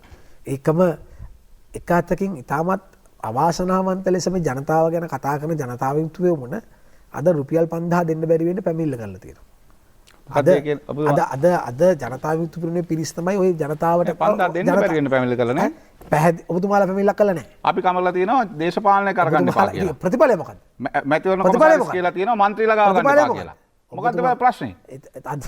මැතිවරණ කොමසාරිස් කියලා තියෙනවා മന്ത്രിලා ගාව ගන්න එපා කියලා. ඒ ජනතාව දන්නවා අවසාන ප්‍රතිඵලය උනේ මිනිස්සුන්ගේ බඩ ඒක ආණ්ඩුව රාජ්‍යාන්තරයෙන් බෙදුවා නම් ඉවරයි. එතකොට මේ තමන් මේ ජනතාවට ආදරෙන අපි අද නිහඬව ඉන්නවා කොළඹ දිස්ත්‍රික්කයේ කොළඹ නාගරිකයේ මන්ත්‍රීවරු අපිට නැහැ. සමහර අවස්ථාවල ප්‍රශ්න තියෙන්න පුළුවන්. හැබැයි අපි නිහඬව ඉන්නේ ඇයි? අහිංසක මිනිස්සුන්ට රුපියල් 5000 යන්නේ. අපි කුහක ලෙස බැලුවේ නැහැ අර කණ්ඩායම් එක්ක වාඩිලා හිටපු එක්සත් ජාතික පක්ෂ මන්ත්‍රීවරයා ගැන. අපි ගිහිල්ලා එතන පාලනය කරන්න ගියේ නැහැ. අපේ මන්ත්‍රීවරු අපි ඔබ්බන්න ගියේ නැහැ. අපි අපේක්ෂකවට අපි ගිහිල්ලා මහනගර සභාවට ගිහිල්ලා බලපෑම් කරන්න ගියේ නැහැ. මොකද අපි දන්නවා ඒ රුපියල් 5000 ගන්න කන්න දෙයක් නැතුව අහිංසක මිනිස්සු. හැබැයි එක්සත් ජාතික පක්ෂයේ කවුද පාලනය කරන්න කියලා බැලුවේ නැහැ. මොකද මිනිස්සුන්ට ඒ සල්ලි යන්නේ. හැබැයි මිනිස්සුන්ට සල්ලි ලැබෙන්න තියෙන දේ අංශු මාත්‍රෙන් හරි බාධා කරන්න ඒ අයට මිනිස්සුන්ට ආදරය ගැන කතා කරන්න බෑ. මිනිස්සුන්ට කරුණාව ගැන කතා කරන්න බෑ. මිනිස්සුන්ගේ අසරණභාවය ගැන කතා කරන්නයි තියන්නේ. අපි කිසිම වෙලාවක එහෙම දේවල් කරලා නැහැ. මිනිස්සුන්ට දේවල් ලැබුණා අපි බොහොම කාරුණිකව බලාගෙන ඉඳලා තියෙනවා. අපි පැහැදිලිව ඔබතුමාට කියන්න පුළුවන් ද අපි 5000 දෙන්න එපා කියලා මැතිවරණ කොමසාරිස්ට පැමිණිල්ලක් දැම්මා කියලා වගකීමෙන්. ඔබතුමාට වගකීමෙන් කියන්න පුළුවන්. ඔබතුමාලගේ වගකීම කියන්නේ ඔබතුමාලගේ කවුද දැම්ම කියන්නකෝ. ඔබතුමාලගේ අපිට අපි මැතිවරණ ඔබතුමාලගේ පිරිස් තමයි දාලා තියෙන්නේ. ඔබතුමාලා තමයි ජනපදයට කියන්නේ. කියන්න එපා. පැහැදිලිව කියන්න එපා. මම කිව්වේ නැත්තම් කියන්න. ඔබතුමාලා තමයි පැහැදිලිව කියන්නේ. වෘත්තීය නීතිඥයෙක් කෝට් එකේ ගෞරවය රැකලා කියන්න. කෝට් එකේ ගෞරවය රැක ගන්න ඕන නම් කියන්න. ඔබතුමාලා කෝට් එකේ ගෞරවය රැක ගන්න ඕන නම් කියන්න. ඔබතුමාලා තමයි නෑ වෙන කතා නෙමෙයි. ඔබතුමාලා තමයි දෙන්න එපා කියලා පැමිණිල්ලක් දාපේක කෝට් එකේ ගෞරවය රැක ගන්න ඕන නම් කියන්න. ඔබතුමාලාගේ සම්බන්ධිතය තමයි. කවුද දැම්මේ? තාක්ෂේ නෙමෙයි. ඔබතුමාලා සම්බන්ධිතය. ඔබතුමාලා දන්නවා. කවුද දැම්මේ? මම දන්නේ නෑ. දැන් යාමර මේ බොරු කියන එකේ සීමාවක් කෝට් එක උසාවියට ගිහිල්ලා බොරු කියන්නේ. උසාවියට ගිහිල්ලා හතර අතට හතර වරන් ගත්තා. ඔබතුමාලාගේ සම්බන්ධයක් නෑ. මේ මෙතෙන් ඔබතුමාලාගේ සම්බන්ධයක් නෑ. ඔබතුමාලාගේ සම්බන්ධයක් නෑ. කවුද කියන්නේ? ඔබතුමාලාගේ සම්බන්ධයක් නෑ. අපේ දැම්ම හඳුන්වන්නේ සහෝදරය අහගන්න දන්නේ නැත්නම්. ඔබතුමාලාගේ සම්බන්ධයක් තියෙනවා. දන්නේ නැත්නම් අහගන්න. හඳුන්වන්නේ සහෝදරය ගිහිල්ලා දැම්ම ඔයගොල්ලෝ හොරෙන් සම්බන්ධයක් තිබ්බා. හොරෙන් මිලියන කෝටි 12 ඔබතුමාලා සම්මත කරා කියලා. බොරු කියනවනේ ඉතින්. උසාවිය බොරු කිව්වට මෙතන බොරු කියන්න එපා. උසාවිය නෙමෙයි මේක. මිනිස්සු බලන් ඉන්න බොරු කියන එකේ සීමාවක් තියෙනවා. අපේ රටේ මිනිස්සු දන්නවා කවුද මේකට කකුල් එළුවේ කියලා. කවුද? ඔබතුමාලා තමයි. ඔබතුමාලාගේ සම්බන්ධයක් තියෙනවා. ඔබතුමාලාගේ පැහැදිලි ගත්ත තැන ඉඳන් අර මඩ බලකායේ ලෙසන් එකකට ගිහලා කොහොමද ඇවිල්ලා තියෙන්නේ? ඔබතුමාලා පැහැදිලිවම මේ කියන කාරණාව කලබල වෙන්න ඕනේ නැහැ. කලබල නෙමෙයි. ඔබතුමානේ කලබලයට නමක් නැහැ. ඔබතුමාම තමයි කිව්වේ. ගමක් නැහැ. දන්න දෙයක්වත් නැහැ බලන්න. පැහැදිලිව. නමකුත් නැහැ, ගමකුත් නැහැ, දන්න දෙයක්වත් නැහැ. ඔබතුමාලා නම ගම කිව්වොත් කතා කරේ. මේ රටේ ජනතාව හොඳටම දන්නවා. මේ රටේ ජනතාව තීරණය කරයි ජනතාවට ලැබෙන තියෙන 5000ට තට්ටු කරේ කවුද කියලා. ඒකමයි මම කියන්න ඕනේ නැහැ. ඔබතුමාලා ඒ සම්බන්ධයෙන් කරේ නැත්තම් මං ඒකපාර කියන්නම්කෝ. මම ඒකපාර කියන්න තට්ටු දාලා තියෙන හැටි. ඔබතුමාලා විසින් මේ රටේ ජනතාවට ලැබෙන දේවල් තියෙනවා නම් දැන් අද අපි කියන්නේ පැහැදිලිවම මේ රටේ ඒ උපාධිධාරීන්ට පවා ඒ රුපියල් 20000 ලැබිය යුතු රුපියල් 20000 දෙන්න කටයුතු කරන්න ඕනේ. ඒ දරුවන්ට ඒ දරුවෝ පීඩා විඳිනවා. ඉතින් මේ අද වෙනකොට දැන් මැතිවරණ එක පැත්තකින් හිර කරගෙන එක පැත්තකින් මැතිවරණේ කල් දාලා මිනිස්සුන්ට දෙන්න සහන දෙන්න විදිහක් නැහැ. දැන් මැතිවරණ කොමිසම ලිපියක් ලියලා තින වෙලාවක අපිට මැතිවරණ නීතිය දන්නේ නැති මිනිස්සු වගේ කිසි වග විභාගයක් නැතුව නෑ දෙන්න දේශපාලන ගාව ගන්න බෑ දෙන්න එහෙම කාරණා අපිට ඕන ඕන විදිහට නිර්මාණය කරන්න බෑ. අවසන් කරනවා. අද අපිට පැහැදිලිව පේන්න තියෙනවා ජනතාවට සහන දෙන්න ගිය හැම වෙලාවෙම හැම වෙලාවෙම කවුරු හරි කීප දෙනෙක් ගිහිල්ලා මේ හැම දෙලාවෙම මේවට එල්ල කරනවා පැමිණිලි කරනවා. එක දෙයක් කියන්න ඕනේ. මේ රටේ ඉතාමත් ඉක්මනින් මේ රටේ ජනතාවට සහන ලබා දෙන්න ඕනේ. හොඳයි. මේ රටේ ජනතාව පීඩාවටපත් වෙලා තින්නේ. ඒ සඳහා ආණ්ඩුව කළ යුතු සහ ආණ්ඩුවට කරන්න පුළුවන් හැමදේම ආණ්ඩුව හැම වෙලේම මේ වෙලාවේ කරනවා කියන කාරණේ පැහැදිලිව කියන්න. බොහොම ස්තුතියි. අවසන් වටේ අපිට මිනිත්තු 3 බැගින් දෙන්න පුළුවන්. වසන්ත මහත්මයා ඔබතුමාට අවස්ථාව. ඔව් විශේෂයෙන් කියන්න ඕන දොළවත්ත මහත්මයා කියපු බොරු තියෙනවනේ. ඒවා එතුමා එක්කෝ අර උසාවියේ ගිහිල්ලා බොරු කියන වගේ මෙතන එක එකව කියලා හරියන්නේ නැහැ. ඇත්ත කියන්න එපැයි. අපි රුපියල් 5000 නවත්තන්න කියලා කොහෙවත් පැමිණිල්ල දාලා නැක පට්ටපල් බොරුවක්. ඒක ඔබතුමා උසාවියේ ගිහිල්ලා කියන්න මට ඉතින් උසාවියවත් විශ්වාස කරන්නේ නැහැ. කෝට් එක ගලව ගන්න වෙන වැඩක්. බොරු කියන එකේ සීමාවක් තියෙන්න එපැයි. අනිත් කාරණේ තමයි දැන් මට එතුමාට කියන්න ඕනේ දැන් එතුමන්ලා දාපු පැමිණිල්ල ටිකක් තියෙනවා. දැන් මේ ආණ්ඩුවක් ඇවිල්ලා මාස 6ක් ගියානේ. අහන්න පුළුවන් වුණාද එක පැමිණිල්ලකට? නෑ. මම දාපු පැමිණිල්ල 144ක් තියෙනවා ඔබතුමාලාට 16ක් තියෙනවා යහපාලන ආණ්ඩුවට විරුද්ධව දාපුවා. නේ මේ එකක්වත් ගහන්න නැහැ කියලා මම දන්නවා. මොකද මේගොල්ලෝ කවුරුත් හොරුවල් නැහැ දෙගොල්ලෝ එකට ඉන්නේ. ඒ නිසානේ ඔෆිස් එකකුත් දෙන්නේ. පාඩිය උඹ ඔකට වෙලා හිටපන් මම බලා ගන්නම් කියලා 200ක ආරක්ෂාවකුත් දෙනවා රනිල්ට. අපි ඩීල්ලු. ඒ රනිල්ලා සජිත්ලා රකින්නවා. අපි ඩීල්ලු හැබැයි. ඒක තමයි මරු තියරිය. කණ්ඩ ඕන ගොහම කබර ගොයා තල ගොයා කරගන්නවා Tamanට ඕන වෙනකොට. ඒ නිසා මේකෙන් මට කියන්න ඕනේ ජනතාවට තෙල් මිලේ සහනේ දෙන්න අපිට සටන් පාට එපා. අපි මොකද සටන් පාට මිනිස්සුන්ට තෙල් මිල අඩු වෙන්න ඕනේ. ගොවියට, දීවරයට, ත්‍රිවිල් එකේ රියදුරාට, ත්‍රිවිල් එකේ හයර යන මිනිස්සුන්ට, බස් එකේ යන මිනිස්සුන්ට, ලොරියේ බඩු අදින කෙනාට, පාසල් වෑන් එක කරන හැම කෙනාටම සහනයක් නේ. ඒ සහනේ දෙන්නේ නැතුව ආණ්ඩුව මොකද කරන්නේ? 140ක් අයිති IOC එකට ඒ සහනේ අරගෙන හොරෙන් යන්න දීලා ඩීල් දානවා. කවුද අපිද? ඕන් ජනතාව ගැන හිතන මිනිස්සු, ජනතාව ගැන කැක්කම තියෙන මිනිස්සු, ජනතාවට සහන දෙන මිනිස්සු. අනිත් එක කියනවා උපාධිධාරීන්ගේ රස්සා දෙන එක ගැන කිව්වා. මේ පාර්ලිමේන්තුව විසිරවන දවසේ දෙනවා ලියුම්. දන්නේ නැද්ද මේගොල්ලෝ? බබ්බු. ඒ මිනිස්සු අමාරුවේ දැම්ම රස්සාවක් හිටපු මිනිස්සු සමහර රස්සාව දාලා රජයේ රස්සාව ගන්න ඕන නිසා අවසානයේ රජයේ රස්සාවක් නැහැ. කරන් හිටපු රස්සාවක් නැහැ. දෙන්නම් කියපු 20000ක් නැහැ. දෙන්න ඕනේ මිනිස්සුන්ට දීමනාව. ආණ්ඩුව දීලා ගන්න එපා වගකීම. නෑ එහෙම නෑ මිනිස්සුන්ට ඒක දුන්නේ නෑ මේක බොරුව කරන්නේ. ඒ නිසා අනිත් පැත්තෙන් කියන්න ඕනේ මේගොල්ලෝ දුන්නා කියනවා දුන්නේ 5000 නෙමෙයි. පවුල් ලක්ෂ 16කට සමෘද්ධිය තිබුණ 6ත් එක්ක 22කට දුන්නේ කොහෙද සල්ලි? සමෘද්ධියේ සල්ලි දුන්නේ. සමෘද්ධි බැංකුවල තිබිච්ච සල්ලි ටික දුන්නා. මාස 6ක් තිස්සේ සමෘද්ධි බැංකුවලට දැන් ඉස්සරහට ආදායම එන්නෙත් නැහැ. සමෘද්ධි බැංකුවලට ආණ්ඩුව සල්ලි දුන්නෙත් නැහැ. දැන් මොකක්ද ආණ්ඩුව කරන්න ඕනේ?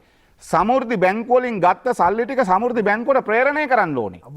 හොඳ මේ තියෙන ලියුම ඔබතුමා බොරු කියලා කිව්වොත් මෙන්න ලියුම ලං කරලා පෙන්නන්න සමෘද්ධි කොමසාරිස් ජෙනරාල්. ඔබතුමා කියන සංඛ්‍යාලයකට වැරදි. මොකද්ද? ඔබතුමා කියන්නේ ලක්ෂ 20ට දුන්නේ සමෘද්ධි පවුල් කිව්වේ සමෘද්ධි පවුල්. සම්පූර්ණ වැරදි කතාව. සමෘද්ධි පවුල් කී දෙනම් කියන්නේ? ලක්ෂ 178,293. ඒ කොලිෆයිඩ් සමෘද්ධි පවුල්. ඒ කොලිෆයිඩ් සමෘද්ධි පවුල්. පොරොත්තු ලේඛනවල හිටපු කට්ටියත් එක තමයි මම කිව්වේ. ඔබතුමා දන්නේ නැති කැලලක් කොන් කිව්වා වගේ එකතු කරගන්න ඔබතුමා දැනුමට දැන්. ඔබතුමා සංඛ්‍යාලයකට වැරදි උත්තර නෑ සමෘද්ධි පවුල් 17 ලක්ෂයක් හිටියා. පොරොත්තු ලේඛනේ හිටියා අර UNPEC කාලේ නම් කරන්නේ තව ලක්ෂ 6ක් කියලා මතක ඇති. ඒකත් එක්ක පොරොත්තු ලේඛනේ තෝරාගත්ත තව පිරිසක් හිටියා. ඔක්කොම ලක්ෂ 21 ලක්ෂ ගානකට මේක හම්බුණා. ඒකයි මේ කියන්නේ. ඒ නිසා ලක්ෂයක් දීලා තිනවා. නෑ 24 ලක්ෂයට. ඔබතුමා මේ කියන ගානේ වෙනසක් තියෙනවා. ඔබතුමා එකතු කරලා ඔබතුමා 17යි කියෝ දැන් 27යි කියන. මට දෙන්න මේ කියන්නේ සමෘද්ධි අධ්‍යක්ෂ ජෙනරාල් ගහනවා. මාස 6ක් යනකම් වාරික එකතු කරන්නත් එපා. සමෘද්ධි බැංකුවලට සල්ලිත් නැහැ. සමෘද්ධි බැංකුවල සේවකයෝ වැඩ කරන මිනිස්සු සමෘද්ධි බැංකුවට ආණ්ඩුව දැන් දෙන්න ඕනේ සල්ලි. සමෘද්ධි බැංකුවට නැත්තම් මේක කඩම් වැටෙනවා. මේක කඩම් වැටෙනවා නවත්තන්න බෑ. දැන් ද ෆිනෑන්ස් එක වහලා මුදල් ඇමති මහින්ද රාජපක්ෂ මහත්තයා එතුමාගේ මාධ්‍ය ප්‍රකාශකලු මෙතුමා හැබැයි දන්නේ නැහැ ද ෆිනෑන්ස් එක වහලා කියලා. රටේ පරණම මූල්‍ය සමාගම බිලියන 30ක් ස්ථාවර තැන්පත් තිබුණු සමාගම. ඉතින් ප්‍රශ්නේ තියෙන්නේ ඔන්න රට තියෙන හැටි. ඒ විතරක් නෙමෙයි. මේගොල්ලෝ මේකෙන් පස්සේ ගේනවා මරු වැඩක්. මම දැක්ක ආරක්ෂක ලේකම්තුමා මේක නිවැරදි කළා තිබ්බා හොඳයි. මේ රජයේ ආයතනයක්. මේ රජයේ ආයතනයක් ලියුමක් ගහනවා මේ සහරාන්ලගේ වාගේ ප්‍රහාරයකුත් ඉස්සරහට එන්න පුළුවන් සහරාන්ලගේ කට්ටියක් ඉන්නවා කියලා පරිස්සම් වෙන්න කියලා. ආරක්ෂක ලේකම්තුමා මේ කිව්ව නෑ මේක බොරුවක් කියලා. දැන් මේ කතා තැන් තැන් වල හදනවා. දැන් මේ මොකද්ද? ආපහු අර පරණ කතා මතක් කරනවා මේ මැතිවරණයට ලෑස්ති වෙනවා කියලා කිව්වේ ඒකට මම. ඒ නිසා මට කියන්න උවමනාව තිබුණේ මේ සමෘද්ධි විතරක් නෙමෙයි. මේ අය උදේ හවා රෑ එළි වෙනකන් ජනතා විමුක්ති පෙරමුණට ගහන්න මඩ බලකායකුත් හදලා උත්සාහ කරමින් තියෙනවා. අපි කරන වැඩේ එහෙම නැත්නම් අපි ජනතාවගෙන් ඈත් කරලා තියන්න. ඒ නිසා කියන්න ඕනේ මහත්තුරුනේ ජනතා විමුක්ති පෙරමුණ ජනතාවගෙන් ඈත් කරලා තියන්න බැරි වෙයි. හොඳයි. ජනතා විමුක්ති පෙරමුණ ජනතාවත් එක්ක ඉතිහාසෙත් අදත් හෙට දවසෙත් අපි වැඩ කරනවා. ජනතාව මුහුණ දෙන ඕනෑම අවස්ථාවකදී දුෂ්කරතාවකදී වසංගතයකදී ගම් වතුරකදී දැනුත් අපි ගම් වතුරෙත් වැඩ කොවිඩ් වලත් වැඩ.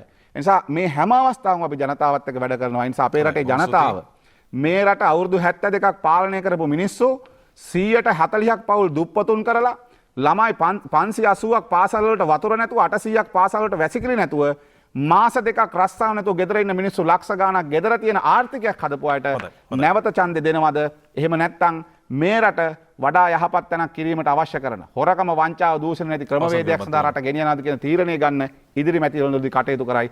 ඒ සඳහා ජනතාවට ශක්තිය ධෛර්ය ලැබෙයි කියලා මම ප්‍රාර්ථනා කරනවා. බොහොම ස්තුතියි ඔබතුමන්ට. ප්‍රේමනාත් සිදොලවත් මෙතුමා ඔබතුමාට අවස්ථාව අවසන් වටේ අදහස් පළ කරන්න. පැහැදිලිවම සමෘද්ධිලාභීන් සහ සියලුම ඒ ඉල්ලපු සියලුම ජනතාවට ලක්ෂ 72කට සමෘද්ධිලාභීන් සහ පොරොත්තු ලේඛනයේ සංඛ්‍යාව එකතු කරාම ලක්ෂ 25කට ආසන සංඛ්‍යාවක් වෙනවා. ඉතින් ගණන් මිනුම් මෙතුමත් එක්ක හරම කරලා ලක්ෂ 72කට පවුල් සංඛ්‍යාවට අපි රුපියල් 5000 ගෙවලා තියෙනවා. ඉතින් මේ කාරණා සම්බන්ධයෙන් ඒ රුපියල් 5000 ගෙවන්න ඒ අවශ්‍ය කාරණා රටේ ආණ්ඩුවක් හැටියට අපි අවශ්‍ය කටයුතු කරලා තියෙනවා. ඒ සම්බන්ධයෙන් අවශ්‍ය සියලුම දේවල් අපි ඉදිරිදි කරනවා. ඔය කියන ආකාරයේ දැන් මෙතුමා මේ පැහැදිලිව මෙතුමා කිව්වා මේ ද ෆිනෑන්ස් සම්බන්ධයෙන් අද දිනේ තමයි මේ හවස තමයි මේ ලිපිය නිකුත් කරලා තියෙන්නේ. ද ෆිනෑන්ස් එක සම්බන්ධයෙන් ඒ අදාළ අද බ්‍රාන්ච් එක වැහුවා. අද තමයි මේ ලිපිය නිකුත් කරලා තියෙන්නේ. අද තමයි සිද්ධ වෙලා තියෙන්නේ. ඉතින් එතකොට ඒ කියන කාරණේ සම්බන්ධයෙන් අවශ්‍ය කටයුතු හොයලා බලනවා. විශේෂයෙන්ම කියන්නේ සමෘද්ධිය සල්ලි දෙනවද? මේ කියන කාරණා සම්බන්ධයෙන් රටේ ජනතාවගේ මුදල් සාක්කුවේ දාලා නෙවෙයි රටේ ජනතාවට තමයි මේ මුදල් දීලා තියෙන්නේ. ඔය කියන විදිහේ ඩීල් දැම්මම නම් අද වෙනකොට මේගොල්ලෝ උසාවි ගානේ ගිහිල්ලා රසියාදු වෙන්නේ නැහැ. ඔය කියන විදිහේ ඩීල් දැම්මම නම් අද සමහර පන්තිවරු රිමාන්ඩ් එකේ ඉන්නේ නැහැ. හැබැයි ඩීල් දානවා කියන කතාව වෙනයි. හැබැයි අවශ්‍ය වෙලාවට පාර්ලිමේන්තුවේ 50 සම්මත කරනකොට අත්උත්සව කියන වෙනයි. හැබැයි ඒක රිදෙන නිසා තමයි ඔහොම කතා කරන්නේ. පැහැදිලිව කියන්න ඕනේ මේ රටේ ජනතාව අද දන්නවා මේ රට කොතනද තියෙන්නේ කියලා. මේ රට අද හිටපු තරෙන් ඔසවලා තිබිලා අද ලෝකයේ අනෙකුත් රටවල් එක්ක බැලුවාම අද මේ රට සුවිශේෂී ස්ථානයක තියෙන්නේ.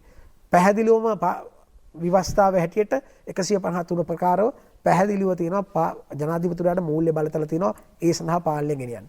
ඉතින් ඒ කාරණයට එහාට ගිහිල්ලා ඒ කාරණේ සම්බන්ධයෙන් විග්‍රහ කරන ඒ කියෝ විවස්ථාව තුළ තියෙන කාරණා එක්ක අද මේ රටේ පාලනය ජනාධිපතිතුමා ප්‍රමුඛ කැබිනට් මණ්ඩලය කරගෙන යනවා.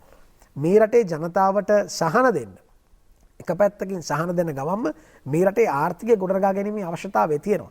අද රට සම්පූර්ණයෙන් දුවන්නේ නැහැ. අද මේ රට සම්පූර්ණයෙන් රට දුවන තත්වයක් ඒ කාර්මික තත්ත්වයේ රටේ අනිකුත් සංවර්ධන කටයුතු සිද්ධ කර තත්ත්වය අද ආරම්භ කර තත්ත්වයක් තියෙනවා. හැබැයි එහෙම ආරම්භ කරන තත්ත්වයක තුල පවා ඒ අවශ්‍ය කටයුතු සහන දෙන දැන් මිනිස්සුන්ට අපි කටයුතු කරලා තියෙනවා. අද මේ රටේ ජනතාවගේ සෞඛ්‍ය පහසුකම් අද මිනිස්සු ජීවත් වෙන තත්ත්වයට නිර්මාණය කරලා තියෙනවා. වෙනත් දියුණුවේ කියන රටවල මිනිස්සු මැරෙද්දි අද මිනිස්සුන්ගේ ජීවිත අද තහවුරු කරලා මිනිස්සුන්ගේ ජීවත් වීමේ පැවැත්ම තහවුරු කරලා තියෙනවා. දැන් මේ පැහැදිලිවම ජනතා විමුක්ති පෙරමුණ දිගින් දිගටම ආණ්ඩුවට මෙහෙම වෙයි කියලා ඒ කුහක ප්‍රාර්ථනාව තුල තමයි සිටින්නේ. ඉතින් ඒ තුල කියන කතත් එක්ක රටේ ජනතාව පැහැදිලිව තේරුම් ගන්නවා ආණ්ඩුව පහුගිය කාලේ පුරාවටම සිද්ධ කරේ කුමක්ද කියලා. ගෝඨාභය රාජපක්ෂ මහත්මයාගේ පාලනයෙන් මහින්ද රාජපක්ෂ මහත්මයාගේ නායකත්වයෙන් අද අපි ලෝකයේ පුරාම මේ ව්‍යසනය ව්‍යාප්ත වෙලා ලෝකේ ප්‍රබලයන් අද වෙනකොට ඇද වැටිලා ලෝකේ ප්‍රබලයන්ට නැගිටින බැරි තත්ත්වයක් තියෙනකොට රටක් හැටියට අපි ඉස්සරහට යනවා. අද මිනිස්සුන්ට සහන ලබා දෙනවා. හැබැයි සහන දෙනකොට ඊනියා නොයෙකුත් පුද්ගලයෝ අද එකහුව වෙලා ඒ සහන වලට ජනතාවට දෙන සහන වලට අකුල් වෙන තත්ත්වයටපත් වෙලා තිනවා. අපි ජනතාවට කියන්නේ මේ වෙලාවේ අපි සීලුම දෙනා එකහුව වෙලා පාට පක්ෂ වල හරියන්නේ නැහැ.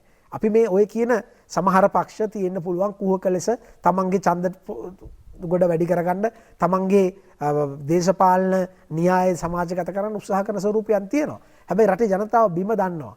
මිනිස්සුන්ට ජීවිතය තියෙන්න පුළුවන් තත්ත්වයක්. අද මේ රටේ මිනිස්සු පින් දෙනවා.